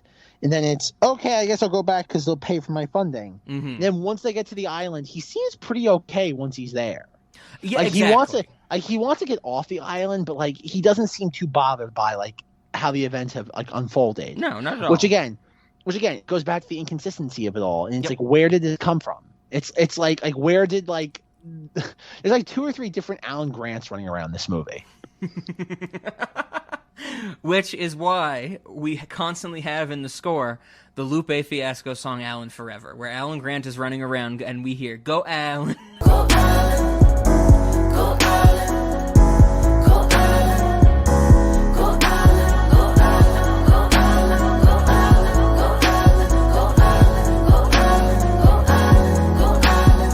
Go Alan. The movie tells us that we want Alan to go, but I don't think it tracks. I don't want Alan to go. Yeah. I think the other thing, another little moment, I guess, in relation to the rest of the series, speaking of Sam Neill in context of the first one, it is fairly interesting to me that you have Sam Neill, as Dr. Alan Grant, talk to the little kid and go, did you read Malcolm's book? Who, of course, is Dr. Ian Malcolm, Jeff Goldblum's character. And the kid goes, it was preachy. He seemed to be high on himself. And I'm like, just you wait, kid. Maybe 9 years, the internet's going to start sucking Jeff Goldblum's dick. But like that little moment, I felt that was maybe a little more subtle of a touch because the line is literally, did you read Malcolm's book? And if you don't remember, Ian Malcolm as that character, as iconic as the world might want us to think he is, which I don't think he is at all, I'm glad they didn't do something where, the kid, while in the bunker, he's like, Sam Neill, I've read all of your books. Here they are. And then he also pulls out Jeff Goldblum and says, I didn't really like this one, though. Like, it puts a lot more faith in the audience than I expected a movie like this to, which I'm happy about. Or I'm content with, I guess. But like, it's such a weird name drop though, because it's not the only mention that character gets in the entire film. In the third one, absolutely. I think he's of course the protagonist of the second one. That's all he gets in the third one. There's not even a mention of him in between Sam Neill and Laura Dern when they're talking about raptors. They don't mention Jeff Goldblum at all. And if I remember correctly, he's not even mentioned in the fourth one. It's just till the fifth one when he becomes the bookends. Well, yeah, in Jurassic World, like Trevorrow had it was a reboot of the franchise. Yes, absolutely. And it wasn't until like Universal realized they could make even more money by like shoehorning the like OG characters into it. Yeah, which is what Trevorrow was doing for the third one. Is Laura Dern signed on to the Yes. Okay, jeez. The original 3 are coming back. God, Laura Dern. She's going to be Diane to me for a while. I think other moments, I don't think I have any others, but because we mentioned them all, I mean, it's just... I got two more. Okay, let's go for it. The parasail that says dinosaur and soar spelled SOAR, that made me angry. Like, I was yelling at the TV when I saw that. I'm like, if there ever was a way to make me, like, hate a movie right out the gate, it's a pun. I understand. Then we see it again later on when like Billy's like using it to like tackle like a pterodactyl vest. Oh, and those effects of him, the close-ups of him flying through the canyon are nausea-inducing, not only in the way they're shot, but how bad they look. Like the compositing looks horrendous, and like I as much as I dislike that first Jurassic Park, you know, you got to remember like how well it's the Spielberg thing, not even just Jurassic Park, of Jaws, like how little that thing is used, whether it be for behind the scenes reasons or not. That adds a lot to it. This they were laying on too much. We got parasailing through a canyon, and it's like, no, just get on the boat, you know? Come on. Yeah, no bueno. The next thing is like, is this movie the first time we ever see 3D printing in a movie, like a major blockbuster?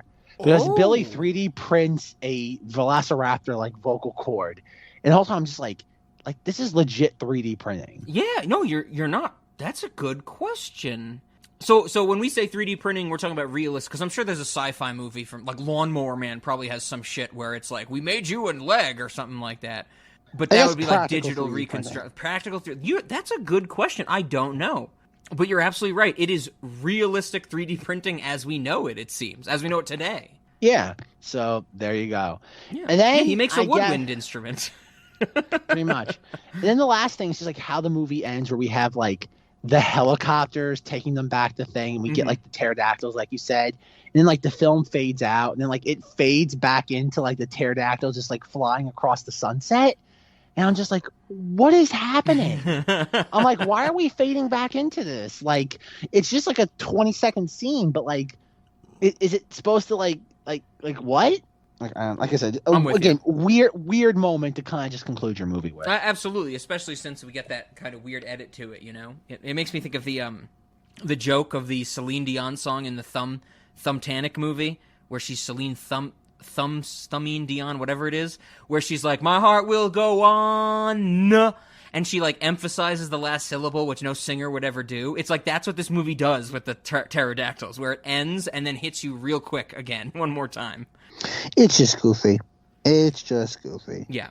Actually, speaking of goofy and disconnectedness between this movie, before we get the talking raptor scene, when Sam Neill and everybody are on the helicopter, there's that conversation between him and Billy's like, you know, why'd you take me along with this? And Sam Neill says something. And then at some point in that conversation, Sam Neill tells his assistant, we probably won't see anything. Why? Yeah. Why? Does he think all the dinosaurs are dead? What does that mean? I think he thinks they're probably just going to tour like the perimeter, maybe. Like that's how I interpret it as. Is that maybe they're just going to like stay like at a distance? Okay, that's in foliage, like there's so much like dense brush, maybe. Sure, and I guess I don't know. It came off as so strange to me, and I think this is at the beginning of the movie. You know, here we're well before even I think the 20-minute mark at this point. I think that, you know, I'm also so confused by the dialogue, especially, you know, which I think we should mention because we haven't yet, in the scene with the fundraising. When Sam Neill's giving his speech about raptors can talk, I swear I've seen it. And he, you know, says to the audience, are there any questions? And then everybody raised their hand, and his line is, does anybody not have a question about Jurassic Park or about the incident in San Diego, which I did not witness? So right there, the movie straight up says it doesn't care about the events of the second movie. Like, it's saying, you know, I wasn't there for that. I had nothing to do with that. Don't ask me about it.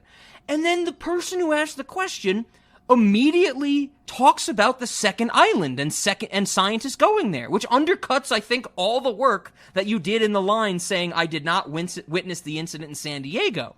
It's bonkers that they would undercut themselves like that so quickly. So the dialogue lost me. The script lost me almost right off the bat, I guess I should say. But I think that's another moment, right? It just feels like I told you, we're introduced to Alan Grant 3 times. Yeah, absolutely. And I'm just inclined to believe that at least one of those was added on as a way, like, maybe audiences were confused. Like, it just feels like again, it doesn't jive, and that's why I think it was just, they're just trying to over-explain everything. Yeah, the Laura Dern and the fundraising scene, those are definitely, you cut one of them, and like you said, the Laura Dern thing, maybe that was edited after the fact and they threw it in there. I kind of do like the fact, weird, cinema sadistic, however we called that term.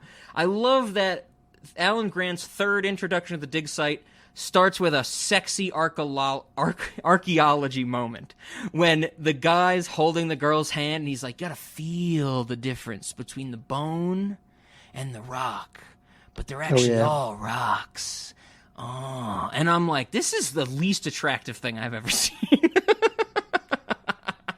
But so they're just jarring sequence in this movie. Yes, absolutely. Oh man, that's good. This movie is just kind of like nonsensical. Oh yeah, it's nonsensical, and I don't think it's even the good kind. I think it's the difficult kind of nonsensical. That's what I mean. I think it's a genuine example of like something like Sugar and Spice, where it was just like, this is not a movie. This is product. Yeah, I'm with you. This is not a movie. This is just it's the equivalent to just churning out product. Yeah. Yes. Absolutely. Yeah. And I think kind of my big final takeaway from this movie, which was my last note, the biggest failing of this movie is its existence. Let's get that straight. The second biggest failing of this movie, assuming that it has to exist, is that we don't get subtitles for the raptor speak at the end. Wouldn't it have been amazing? Like, I was watching that scene where all the raptors are talking to each other. There's two of them where they're in, like, they're huddled, or not huddled, but, they're in, like, triangular or square formation around our group of characters. And the movie is clearly implying that they're talking to each other. How great would it be to just get that video footage? I think you and I, Zach, and our audience and anybody could have a field day putting in nonsense as the subtitles, and it would make this movie infinitely better. Like, I wanted that last scene with the eggs to be something like, we need to get the eggs, and it's like, we have 30 more eggs. Why do we need these 2? Can we finish this? I want to go home and watch my soap operas. Like, I was just thinking of all the things you could put in. There should have been subtitles. I think that's what I think would have elevated this movie at least, 16 stars in my book.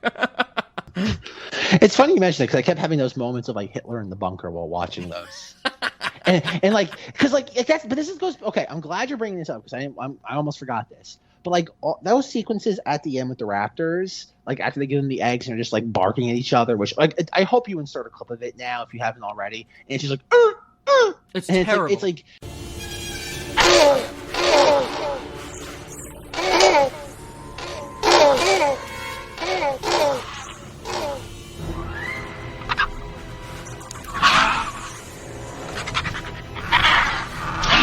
Terrible. And it just goes on for like minutes at a time. And I'm like, you know what it reminded me of? And this is where I said, like, it gives, like, this film gave me Trevorrow vibes. Like, it feels like Star Wars Holiday Special of like the Wookiees just talking to each other for like 5 minutes. Yeah. And like you have these prolonged sequences of just these raptors just like making these weird barking sounds at each other. And it's like, what is going on? It's like, and that feels like something Trevorrow would do. Just be like, okay, we're gonna have 3 minutes of just raptors barking at each other. Yep. It's like why? Well, because I can. Like, and it just gave me like, I'm gonna do something inexplicable because no one can tell me no. Oh my God. Okay. Hear me out, Zach. Jurassic World, 3 Jurassic, 3 World, whatever, Dominion, whatever it's called, whatever it is, when it comes out. Colin Trevorrow movie. which I don't think I'm completely with Zach on how much I want to see it, but the only saving grace is that it is a Colin Trevorrow movie. I want a scene, since of course the established franchise and world at this point in Dinosaur Land is that the dinosaurs are now out and about with everybody. I want a scene with dinosaurs attempting to assassinate somebody based on a book they've received. And I want it all done in raptor speak. Like, I want to see a raptor with headphones on go up to an ATM, and in the headphones you hear, ah! And then the raptor takes something out of the ATM, turns one direction, you hear, ah! And it goes back the other direction. Actually, honestly, don't make that Jurassic World Dominion. Just remake Book of Henry with raptors. Colin Trevorrow, I will give you... I got a crisp $2 bill for you if you'll do that. The man is delightful, Rob. Trevorrow is delightful. The sounds in this movie are terrible. I think the raptor noises are horribly annoying. And also I noticed that in one of the scenes, I'm pretty sure it's the exact moment when Billy is hanging from a rock on the parasail, that we see like the wide shot of the pterodactyls circling him, and we're hearing them make noises, and one of them sounds exactly like a crow cawing. And I'm like, that's just lazy. Yeah. So my question is, if the raptors are making noises and Sam Neill's so convinced they're talking, why isn't Sam Neill convinced that every dinosaur ever had a language with each other? Because even the Spinosaurus makes a noise. Even the tiny ones, which from the start of the second movie that eat the little girl that we see in this movie for a moment, even they're making like chirping noises. Sam Neill's on this weird fucking track of if anything makes a noise, it has intelligence. And it's like, well, guess what, Sam Neill? I have like a fucking groan tube that you turn over, it goes, wow. Does that mean it's talking to somebody else? It's ridiculous.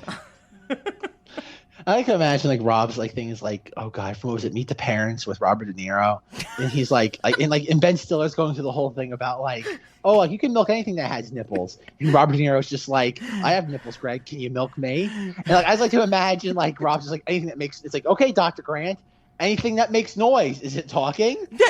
I mean, that's how it kind of should come across, and how I really, this is another issue I have, I think, with people who study dinosaurs and things we don't have firsthand, secondhand, thirdhand, or like we don't have really any knowledge of at all. Like the other day, here's a good example. I was cleaning a bowl that I used for cooking, and it was a stainless steel bowl that I was mixing stuff in, and while I was cleaning it, like while I was, moving my hands over it while it was covered in running water, it made a really high-pitched squeaking noise that I was like, whoa, that took me off guard. Dr. Grant, what did it say to me? What did that bowl... Am I hurting the bowl? Did I turn the bowl on? Clearly you think there's some communication and intelligence happening. When thunder happens, what is the Earth saying to us, Dr. Grant? Rob, I think the clouds are trying to talk to you. I think the clouds are trying to talk to you. Well, Zach, we know the clouds tell us they're sad. That's why it rains. I'm only happy when it rains. I don't know, that's another thing. I was gonna get into the whole, like, do we think dinosaurs made noise? And I know we got into this a little bit. I just didn't dive into any of that. I couldn't, and I was just like, oh god.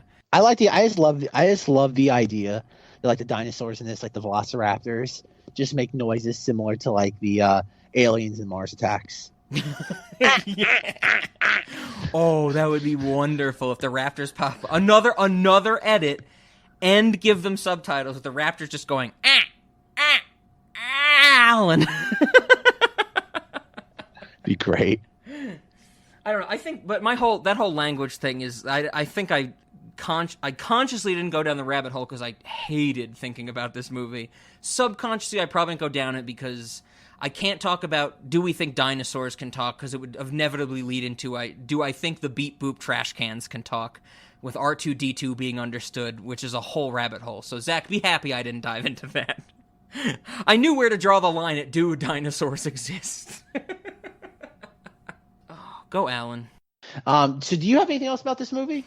I think there's one little last fact that I want to mention about this movie, but I want to save it for the very end when we talk about what we're doing next week. So I don't have anything else, so I'm ready for questions if you are, unless you have, I don't know, you got like 6 dinosaur toy merchandise times to talk about? Well, there's always merchandise spotlight, but nothing really too interesting for this film. Okay. No, okay. I have I guess considering this is gonna be the last time we talk about dinosaurs For a until while. Colin Trevorrow next summer. So my question is to you: now that we know that it's been known for a while now. Like again, Dinosaur 3 was supposed to come out. Well, Dinosaur 3 2 was supposed to come out this summer until obviously the world came to an end last year. Okay, that might be the greatest way to rank of soft rebooted franchise, where there's like Jurassic Park 1, Jurassic Park 1 2, Jurassic Park 2, Jurassic Park 2 2. Like you're ranking them based. That's great. That's great, Zach. Exactly. We had Dinosaurs 3 2. That's some weird. You just made some weird version of a Dimitri Martin joke that people can only, I think, understand if there's a graph with it. So my question is, what do you think Trevorrow's going to do with the main three? Like, what do you think he's going to do with them? I kind of figured you were going to ask this question. I kind of gave it a little thought, to be honest, when I was like, I don't know, brushing my teeth this morning. I think that it's going to lean the most heavily into Jeff Goldblum because he had the bookends of the previous movie, and I think Colin Trevorrow is going to realize the power, the star power, that Jeff Goldblum has, and is going to want to use him to full effect. So I think Jeff Goldblum is going to be the most focused on. I think my best answer, giving this actually a little more thought than I actually wanted to, I think that we are going to get Jeff Goldblum, Chris Pratt, and Bryce Dallas Howard going to Sam Neill and Laura Dern in the same capacity that Linda Hamilton goes to Arnold in Terminator Dark Fate. Like, there's going to be a scene in a cabin where they have to realize something about themselves to... This is the other thing. I don't think I have a good answer. My answer to this is basically like, what bad screenwriting can we get out of this, which is why I'm saying Terminator Dark Fate, because that's a garbage movie for garbage people, and especially the last 15 minutes, Zach, don't get me wrong. The thing is, though, I don't know the plot of the third dinosaur movie. Are they trying to stop the dinosaurs from being everywhere? Are we trying to, like, invent coronavirus that only attacks the dinosaurs? Is that the plot? Is the plot that we're trying to find a new planet to go so we can give this planet to the dinosaurs? I don't know. As far as I'm concerned, the end of Jurassic Boogaloo is it. The dinosaurs are out. What else is there? What is this going to be, an animal rights movie about how we're going to get like in Pacific Rim, the underground of black market kaiju parts? We're going to do the same thing for dinosaurs? What the hell is this movie even about? Okay, I don't know. I've deliberately stayed in the dark about this because I want to be surprised. Do you know if anybody knows? That's another question I have for you. He released a trailer a couple weeks ago. Will more people know when Fast 9 comes out? F9, I'm sorry. Maybe. It's definitely going to yeah. Can I blow up your spot saying that you're going to see the dinosaur footage of F9? By the time this comes out, we should have known. The movies get like it's still blowing up your spot if I've never said it before, Zach. Fair. But I guess my thing is that like, are they gonna retcon it? So, what's his name? Sam Neill and Laura Dern are together. Ooh, that's a really good question. Jesus, Zach, that might be the conundrum, because at one side I want to say yes. I want to say use the nostalgia of that first movie where they are together, where they agree to have children at the end of the film. Use that nostalgia, that power. But the other side of me wants to say Trevorrow might keep it as they are just the experts, and the romance between them is not an impactful notion. It's just that they are there to answer questions. Okay, that's tough. I didn't think of that. That's really good though. Oh shit. I think the one thing we can agree on is that there's going to be a new type of dinosaur in this movie, because of course, in 1 and 2, or 4 and 5, we had to get a new dinosaur. In this movie, there's going to be a new type of dinosaur. I don't know what they're going to call it, but I think it is a guarantee, and I'm calling my shot right now, that dinosaur is going to be the older version of the child from this movie. Like, the child from this movie is going to go through a Captain America-type experiment that turns him into a dinosaur, and he's going to be the villain. What do you think? I'm talking human to I almost said dragon. Human to dinosaur transmogrification. Okay, because this is okay. I'm reading the wiki. Apparently, there's no like plot synopsis yet. Okay, This is what it says on Wikipedia. Following the release of Dinosaur Boogaloo, Trevorrow stated the sequel would focus on the dinosaurs that went open source after being sold and spread around the world in Boogaloo, allowing people other than B.D. Wong to create their own dinosaurs. Trevorrow stated the film would be set around the world and said the idea of Henry Wu being the only person who knows how to create dinosaurs is far-fetched. Quote, after 30 years of this technology existing, end quote, within the film's universe. Additionally, the film would focus on the dinosaurs that went free at the end of Dinosaur Boogaloo, but would not depict dinosaurs terrorizing cities, an idea that Trevorrow considered unrealistic. Fuck that. That's all I want to see. Instead, Trevorrow was interested in a world where a dinosaur might run out in front of your car on a foggy back road or invade your campground looking for food. Okay, actually, that'd be wonderful. Cold open of the movie, someone fucking like driving home from work late at night, they hit a dinosaur and go, oh shit, not again.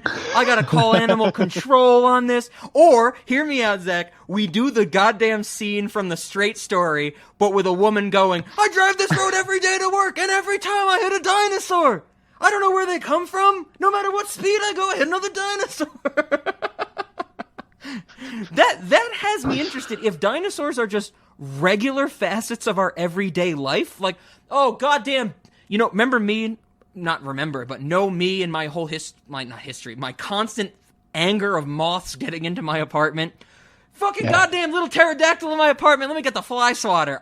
That's actually really interesting, because that's something that doesn't just exist on Hey Dinosaurs. It exists on playing on things that we've established and all know about in our lives.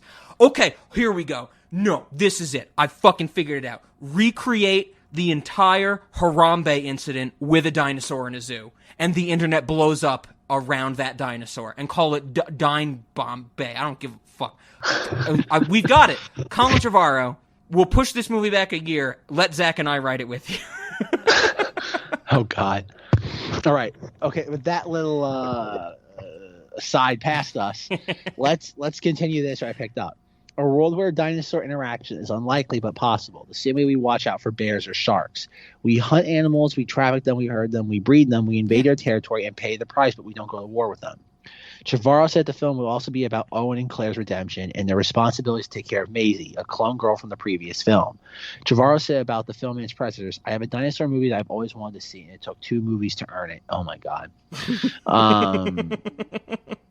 See, that's where it gets with the whole taking care of Maisie. That's bullshit. No, I don't care about that. The whole family aspect in this movie, in a lot of movies, I don't care about.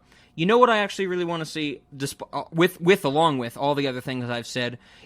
How is like a long-necked dinosaur, I think Brachiosaurus, how is that going to interact with a giraffe? That's the one thing we've never seen. These dinosaurs have somehow always been on islands that are completely self-contained from other natural organic life, right? Like, we've never seen a dinosaur have to be like, oh God, I gotta interact with, or even like a bug at least. Like, how do mosquitoes and dinosaurs interact? That's interesting. Is that too interesting for mass audiences? Yes. But please, I want to see it, Like, maybe, let's see people they go to the rescue shelter, and they might not end up with a dog or a cat. They end up with some type of dinosaur. That's fun. That's interesting. That's a thing that lets me think. That's all I want to see. I want to see something from these movies that will make me think, other than be bored out of my mind. I can literally hear crickets chirping from Zach's end. I think he has a window open somewhere. Okay, who is Cameron Thor? Are we talking about Marvel now? What are you asking me? Okay, it's because I'm going through the cast list. It's like, I'm going through the cast list. Apparently, remember the girl who's in Dinosaur Boogaloo, who's like the dinosaur veterinarian, yet she's never seen a dinosaur? Remember that? Yeah, the nasty woman, as Ted Levine eventually calls her. Yeah. Yes. The subtle political commentary of 2018. It says like her and the caregiver in it. Isn't she like an initial or something? They call her like Z or something like that. It doesn't matter. You're right. Apparently, Jake Johnson will also be in it again. Oh, God. Is Lauren Lupkus going to come back? No, she's not mentioned. Jesus Christ. Lauren Lupkus is doing fucking sparkling water commercials now, and I'm like, Lauren Lupkus, you're so much better than this. And she has a Star Wars podcast. Really? Yeah. It's her and like some other girl like watch Star Wars for the first time and like comment on things that everybody's aware of yet they've never seen, so automatically they assume nobody else has ever noticed it. If it was anything about other than Star Wars, I would listen to it, because Lauren Lupkus is really funny and really interesting comedian. And Star Wars is, hot take for you, Zach, boring as shit. We agree on that, right? All right, B.D. Wong is back as Henry Wu. Good. It was announced that Campbell Scott will portray Lewis Dodgson, a character we featured in the Jurassic First film. The role was originally played by Cameron Thor, but was recast for Dominion, and Thor has since been arrested for sexually assaulting a 13-year-old girl and serving 6 years. Cameron Thor's the actor's name? Yeah. I thought you were telling me a character's name. Yes. Apparently he's in jail for assaulting a 13-year-old girl. To bring up something that I remember very fondly from our conversation from the original Jurassic World, Dinosaurs 4, does Vincent D'Onofrio's character die in that movie? Yeah. No BDVD combo. That's what I was about to say. I was about to say, fuck it, bring him back. I want the BDVD combo. It's kind of upsetting to me that the BDVD combo exists in a dinosaur movie. Okay, Frank Marshall clarified in May of 2020 that Jurassic World 3-2 will not be the final film in the franchise, and that will instead mark, quote, the start of a new era in which humans have to adjust to dinosaurs being on the mainland. That's a threat. It is. So what's the plot of this movie going to be? That's the thing. I don't. People cope with. Is it gonna be a drama? Like people have to cope with dinosaurs? How do you make that a concise screenplay? How do you not? That's what I was saying before. Is when I think of that, if dinosaurs all of a sudden are now in the world, I feel like you have to either make, in 90% of the cases, you have to make an anthology film that is, our main characters of Chris Pratt, Bryce Dallas Howard, our original trio, they basically become like animal control but for dinosaurs, and they have jurisdiction over the whole world. And it's a little like, oh, we got a new thing to go do. The other 10%, I think, is, which is wildly interesting to me, but I don't think anybody else would want to see it. How did dinosaurs disrupt the ecosystem, right? Because we don't know how that. Because one of the last shots of Dinosaur Boogaloo is the surfers on the wave, and there's a giant dinosaur behind them. How do these things change our ecosystem and our society and our way of life? Which, once again, like I said, would be wildly interesting. But I honestly think that Chris Pratt is going to become like the new fucking Bill Murray in this movie, in this universe, not in general. And they're going to start Ghostbusters, which is Dinosaur Busters. And we're going to get, animal control, but dinosaur control. Well, okay. Two things about Jurassic World 3, Jurassic World Again with a Vengeance, is that... I like that we've made it so our audience has no clue what we're talking about. I'm making it hard. I'm deliberately making it hard to track. It's intentional. Okay, the poster... You remember how, like in the first film, you have like the mosquito caught like in the amber, and actually had like the dinosaur DNA from? Yes. Okay, what it is? It's the like T-Rex skeleton that's like iconic, like Jurassic Park like logo, the silhouette of the like skeleton, but it's inside like the little glowing amber. Okay, that's the poster. Okay, I'm learning about this for the first time. Do you think there's anything to infer from that, or? Well, I don't know. That Plot-wise. Just seems like it could be good imagery, which makes sense. I'm also currently learning for the first time. Colin Trevorrow apparently directed an 8-minute short film called Battle at Big Rock that exists in the dinosaur universe. I think that's the animated. Remember, there's the animated series like Camp Jurassic. I don't know if that's even what that is in reference to, but this was from 2019, so this was after the last movie. Yeah, I know he's still working on stuff like for this. Well, I'm just saying this because I've never heard of this before, and possibly could this give us some insight into what the plot would be for the next movie? Possibly. Oh my God, there's so many stupid dinosaur names in the Wikipedia plot synopsis. I don't care. I don't care what a fucking Compsognathus is. I don't care what I know what a Stegosaurus is. Oh, Jesus Christ. I hate this shit, Zach. This is so stupid. All right. You're going to love this. Make it alien. Apparently, you're going to love this. So if you look at the writing credits for Dinosaur Boogaloo 3, Okay. it's what it is that the story is by Trevorrow and his infamous writing partner Derek Connolly. Yes. But the screenplay is by Trevorrow and Emily Carmichael, whose only major credit is writing the screenplay for Pacific Rim Uprising. Oh my god! This is somehow we took someone even schlockier than Trevorrow, and they combined it with him. So like this is just gonna be like this is a disaster. Emily Carmichael's Wikipedia picture is wild. She looks sassy to the nines. Like she's really, if you look at her filmography, she's like apparently directed a bunch of like short films, but like for the most part, she has done nothing substantial. What is apparently she's done everything ever related to Lido and Ix. I don't even know what that is. Lido I don't even and know Ix. what that is either. God damn it, Zach. God damn it. I think we can both conclude very certainly it's going to be the worst thing ever that we will get 4 hours of content out of. Yeah, it's gonna be fascinating. Absolutely. I mean, I'm kind of looking forward to it because it's a Trevorrow movie, of course, and in the sense that, this franchise should be dead. For all intents and purposes, dinosaurs should not be interesting. I think even to go back to what I was saying about how if you don't believe in dinosaurs, no one should care if you do or do not believe in dinosaurs. I don't even know if dinosaurs should be even taught about to children anymore.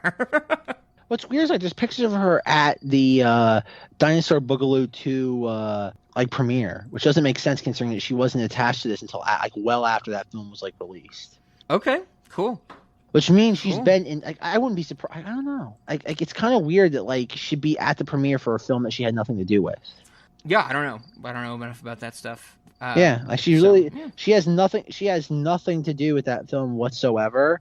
If she somehow got invited to the premiere. I've never heard of her before, so I don't really know anything about her. So that's what I mean. The internet tells me though that she was born in New York. So right on. Yeah, the only major thing she's ever done. And she's the same height as me.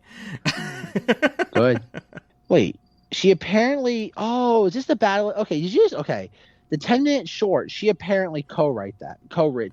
Yeah. Oh, okay. Apparently, she's a co-writer on it. I didn't see that when I looked at it. A family on a camping trip to Big Rock National Park about 20 miles from where Fallen Kingdom has ended. Take part in the first major confrontation between dinosaurs and humans. But see, that's a 7 out of 10. Doesn't that imply that we're going to get some anthology type of thing where it's going to be that dinosaur busters? We got to go stop because. Well, when I was about to say there's no way that this could happen, but as I think about it, maybe this is exactly what we want, that Trevorrow is going to write in that there is a king dinosaur that needs to be beat at the end of the movie. That this might become something like Atlantis the Lost Empire, where the dinosaurs are out now and we have to find the crystal that controls them all. I was about to say there's no way that can happen, but with Trevorrow anything's possible, and also I might love how stupid this series could get. Yeah, based on what I'm seeing, for the trivia for this, it seems like you talking IMDb trivia? Yeah, for this short. So it's true. Okay, we got that. We know it's true. Okay. Yeah, apparently this film is all this.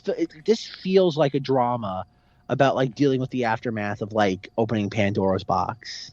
But what is the through line to that?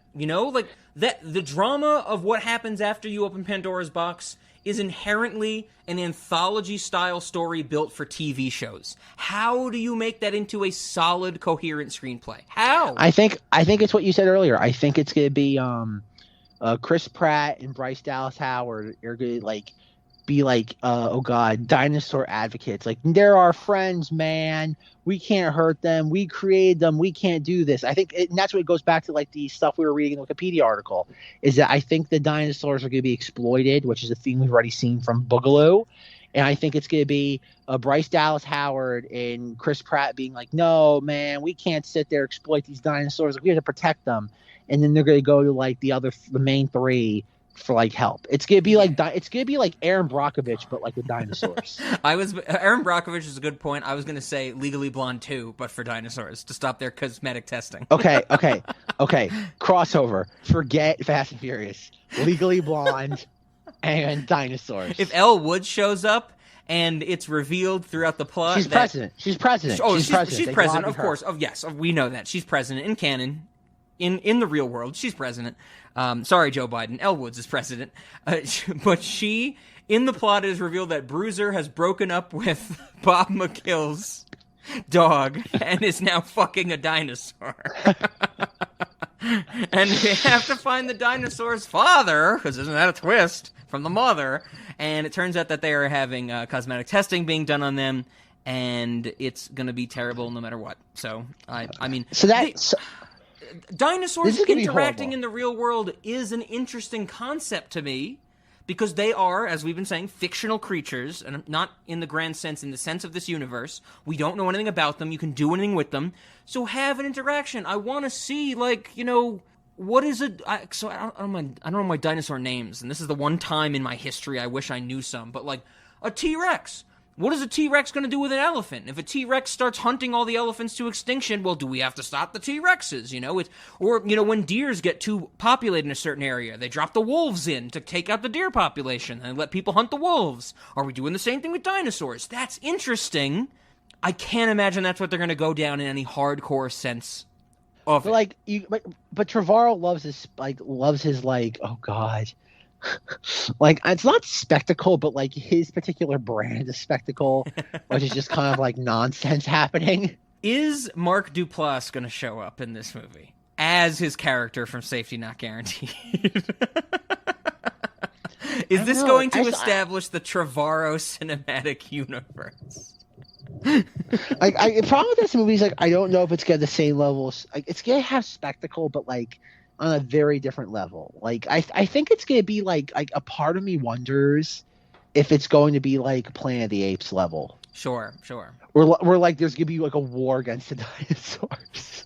Yeah, you're not. And Chris Pratt and Bryce Dallas Howard will go to Sam, Sam Neill, Laura Dern, Jeff Goldblum, to de-escalate it. Jesus. And Maisie's gonna be the like missing link between the two that they like prop up.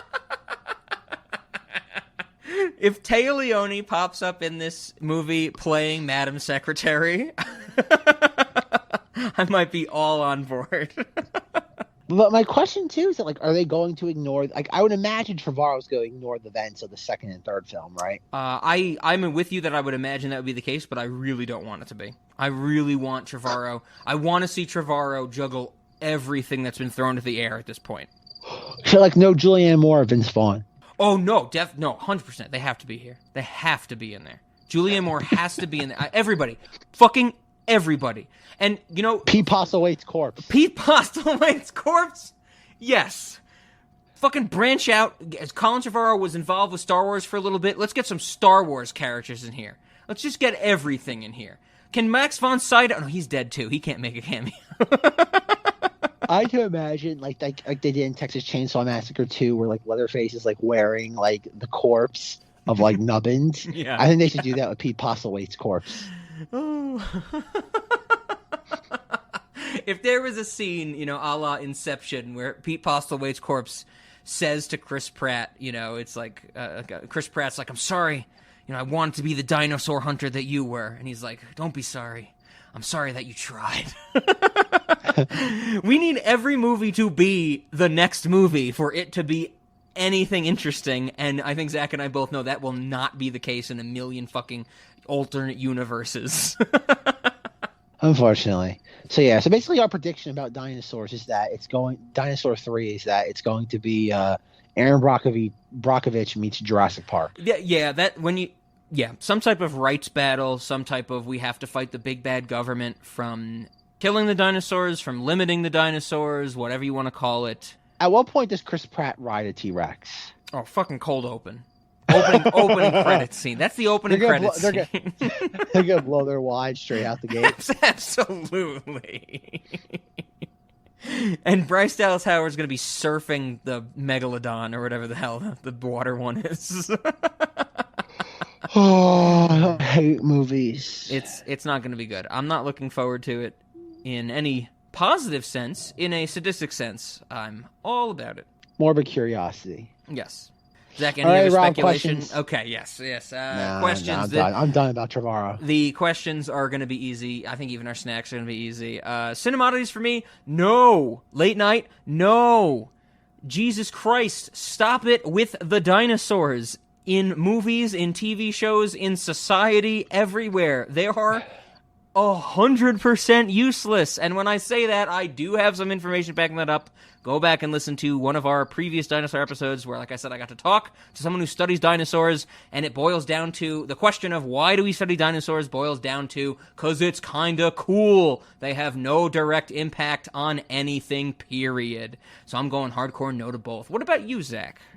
Late night, no, this movie's dumb. Don't waste your time. Like I said, the first film is the only film that has some form of objective merit to it.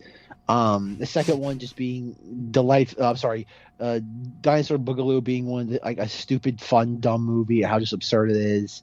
As for Cinemodity, I'm gonna have to go yes. Oh Jesus! Because you took. I kind of don't even want to give my reason now. I just want that to be my reason. It's just Jesus. I knew you were gonna pull something like this. I knew you were gonna pull something like this. Zach, what's your reasoning? That it's a mess? That it's a nightmare? That it's boring? Then fucking a million different movies fall into that category. No, because they took easily one of the most profitable film franchises and they ran it into the ground. I find that delightful. I think there's something true. I think this goes back to the thesis of this podcast. There's something so inherently fascinating about taking something that has so much just power behind it and just driving it into the ground. I just find that fascinating. I find that it's kind of like Coca-Cola. Like it's kind of like it's like New Coke or like Crystal Pepsi. Like it's the idea of doing that and it destroys the brand in the process. Sure. Like imagine after Crystal Pepsi had to shut down the Pepsi. Like PepsiCo just shuts down. Like that would just be fascinating to me. Being like, oh, we did something that like was inherently bad, but like it basically caused the what would you even call it? The product to stall out for like a decade and a half. Yep. I think that gives it Cinemati status. The idea that they somehow drove it into the ground. I find that fascinating. Okay. I'm going to put it in the spreadsheet, but I'm not going to like it. How about that? Fair enough. Well, then that brings us to snacks for the restaurant. I do not have many. I think I only have two. One, of course, will relate to the giant metal can that we mentioned earlier, but I think Zach might have some crossover with that. But the first one that I had, which I think is a good, fun addition, not only from this movie, but really from the dinosaur franchise as a whole that I checked and we did not come up with for snacks in any prior dinosaur discussions. In the Sin E Modities, our child's portion of the restaurant, I would like a little section, maybe like a play place, if you will. Like McDonald's had their play places.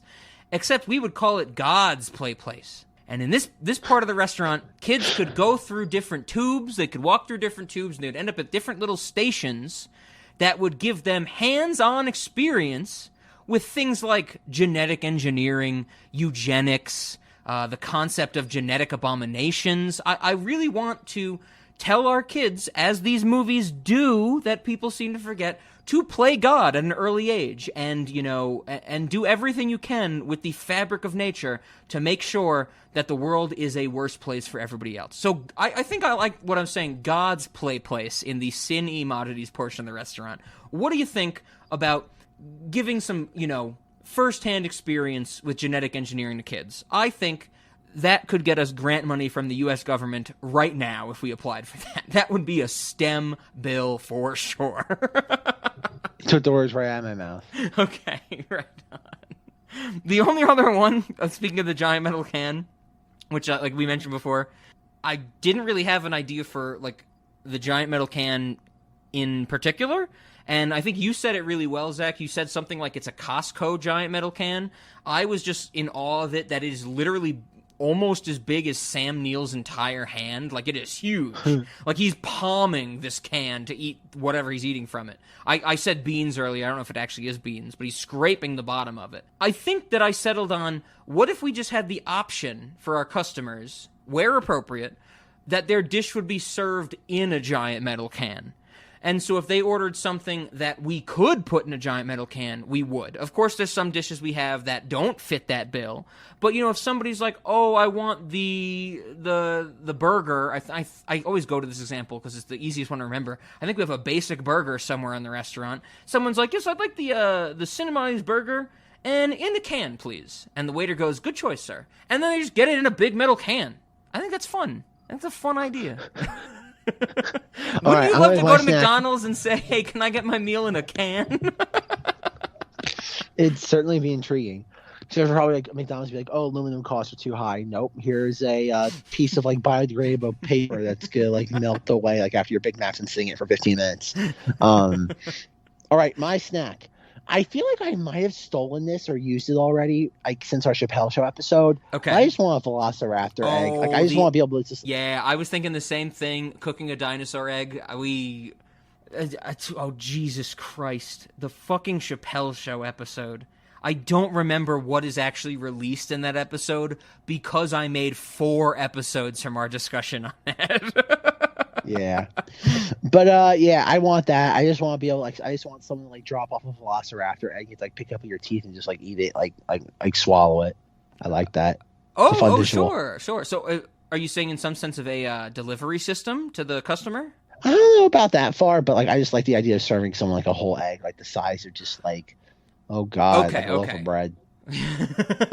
like an ostrich egg type of thing, which you just get the but whole a little egg. How about this? It gets served to them by like the creepy, like off-putting, like animatronic Velociraptor. Okay, I could like that. I mean, I would have no problem putting a dinosaur walk-around character / animatronic / anything else in this restaurant because it's a waiter and it's a Rob. It's a hybrid. It's both an animatronic and a waiter. I like that idea because our restaurant is already filled with so many fictional things that one more won't hurt it. What happens is that the Blade Runner has to give it the Mein Kampf test. The Mein Kampf test. I'm sorry, my bad. Whatever it's called, Mein Kampf, whatever. I don't think it's called. I don't know what it's called. I don't think it's Mein Kampf, Zack. God damn it, Rob, it's late. It's a dual test. First, it figures out if the dinosaur is real or not, and it also finds out the dinosaur is a huge bigot. It does both. It's 2 birds with 1 stone. I like that. Okay. We have very particular dinosaur animatronics. They're both very lifelike, and they're potential races. First test, are you real? Second test, do you think the put you here?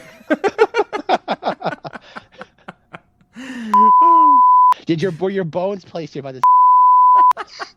See, I'm not as familiar with as a punchline, which probably none of these things should be punchlines. But oh geez. Okay, well, Zach, 2 things left to get to. One, of course, is what are we doing next week? And before you say what we're doing next week, which I think we already gave away, I wanted to mention one last fact about Jurassic Park 3, JP3. Which I also should mention on the Wikipedia page for Jurassic Park 3. It says, not to be confused with the jet fuel JP3. So, I think we should say definitively, Jurassic Park 3 cannot melt steel beams. But that's not the fact I wanted to hit. I wanted to hit, this movie was nominated for a Razzie in its year of release, in the category, one that we have not yet talked about in this 2001 Fort year, Worst Prequel, Remake, Ripoff, or Sequel. That's the entire name of the category. This was nominated, but it lost. And it lost to what we are covering next week, none other than Tim Burton's Planet of the Apes. That I cannot wait to discuss because, oh boy, that movie might be what does me in. Because I don't like Tim Burton. I don't like apes. I especially don't like planets. But that is what we are covering next week in the Fort year as we wind down to the very end. And that brings us to the last thing of the episode. How do we end it? And Zach, I think there's no other way to end this episode than with Lupe Fiasco's Alan Forever in reverse. What do you think? Can we have that in reverse? Can we also throw in some of the Velociraptors just like chirping? Oh, maybe I'll do like an N inferiority complex Lupe Fiasco remix of Alan Forever. With the raptor. Go, Alan. I think that works really well. And, of course, please write into us, cinemodies@gmail.com. If there's something that you fundamentally believe Rob is missing about why we should care if people think the Earth is flat or dinosaurs are not real, please let me know. I really want to hear an argument for that.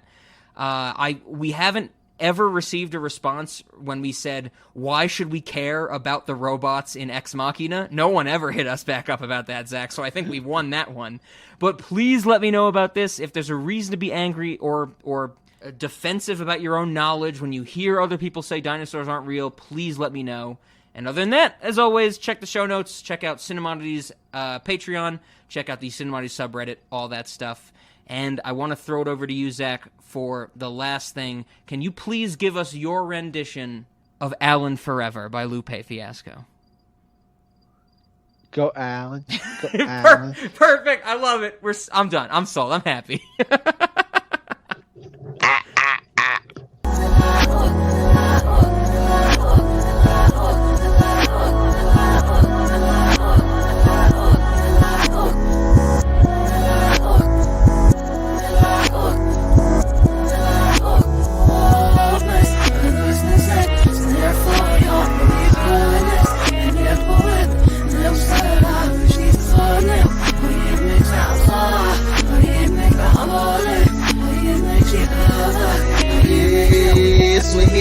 On the video, which that boy was here, Graham, still, but I love the damn boy, who was here, Graham, and the hand, and the damn boy, who was here, which the deal, boy, feel it, yeah, woman, who's I'm not scared of me, yes, the same woman, or who is still woman, yes, the same, this all who is still woman, yes, the same, that I'm like, yes, and I understand hands, here, when I was not still, would live, walk away, more live, but he says, who relax, little hands, and the damn position, I see, sleep, and I never thought, I had to stay home, said, like, me, out of my neck, I went for my house, the last sitting in that, was I'm so wise, the say, still wood, I was so life, I'm wet, and or should the have your man said all when it falls much the horse or better fall off and walk help good let us see how or such the beam or uzi sweet skin the yambi so say hot the feet look my next wife from or you say agam and agam let's me in the house or you see her or so lock some but it like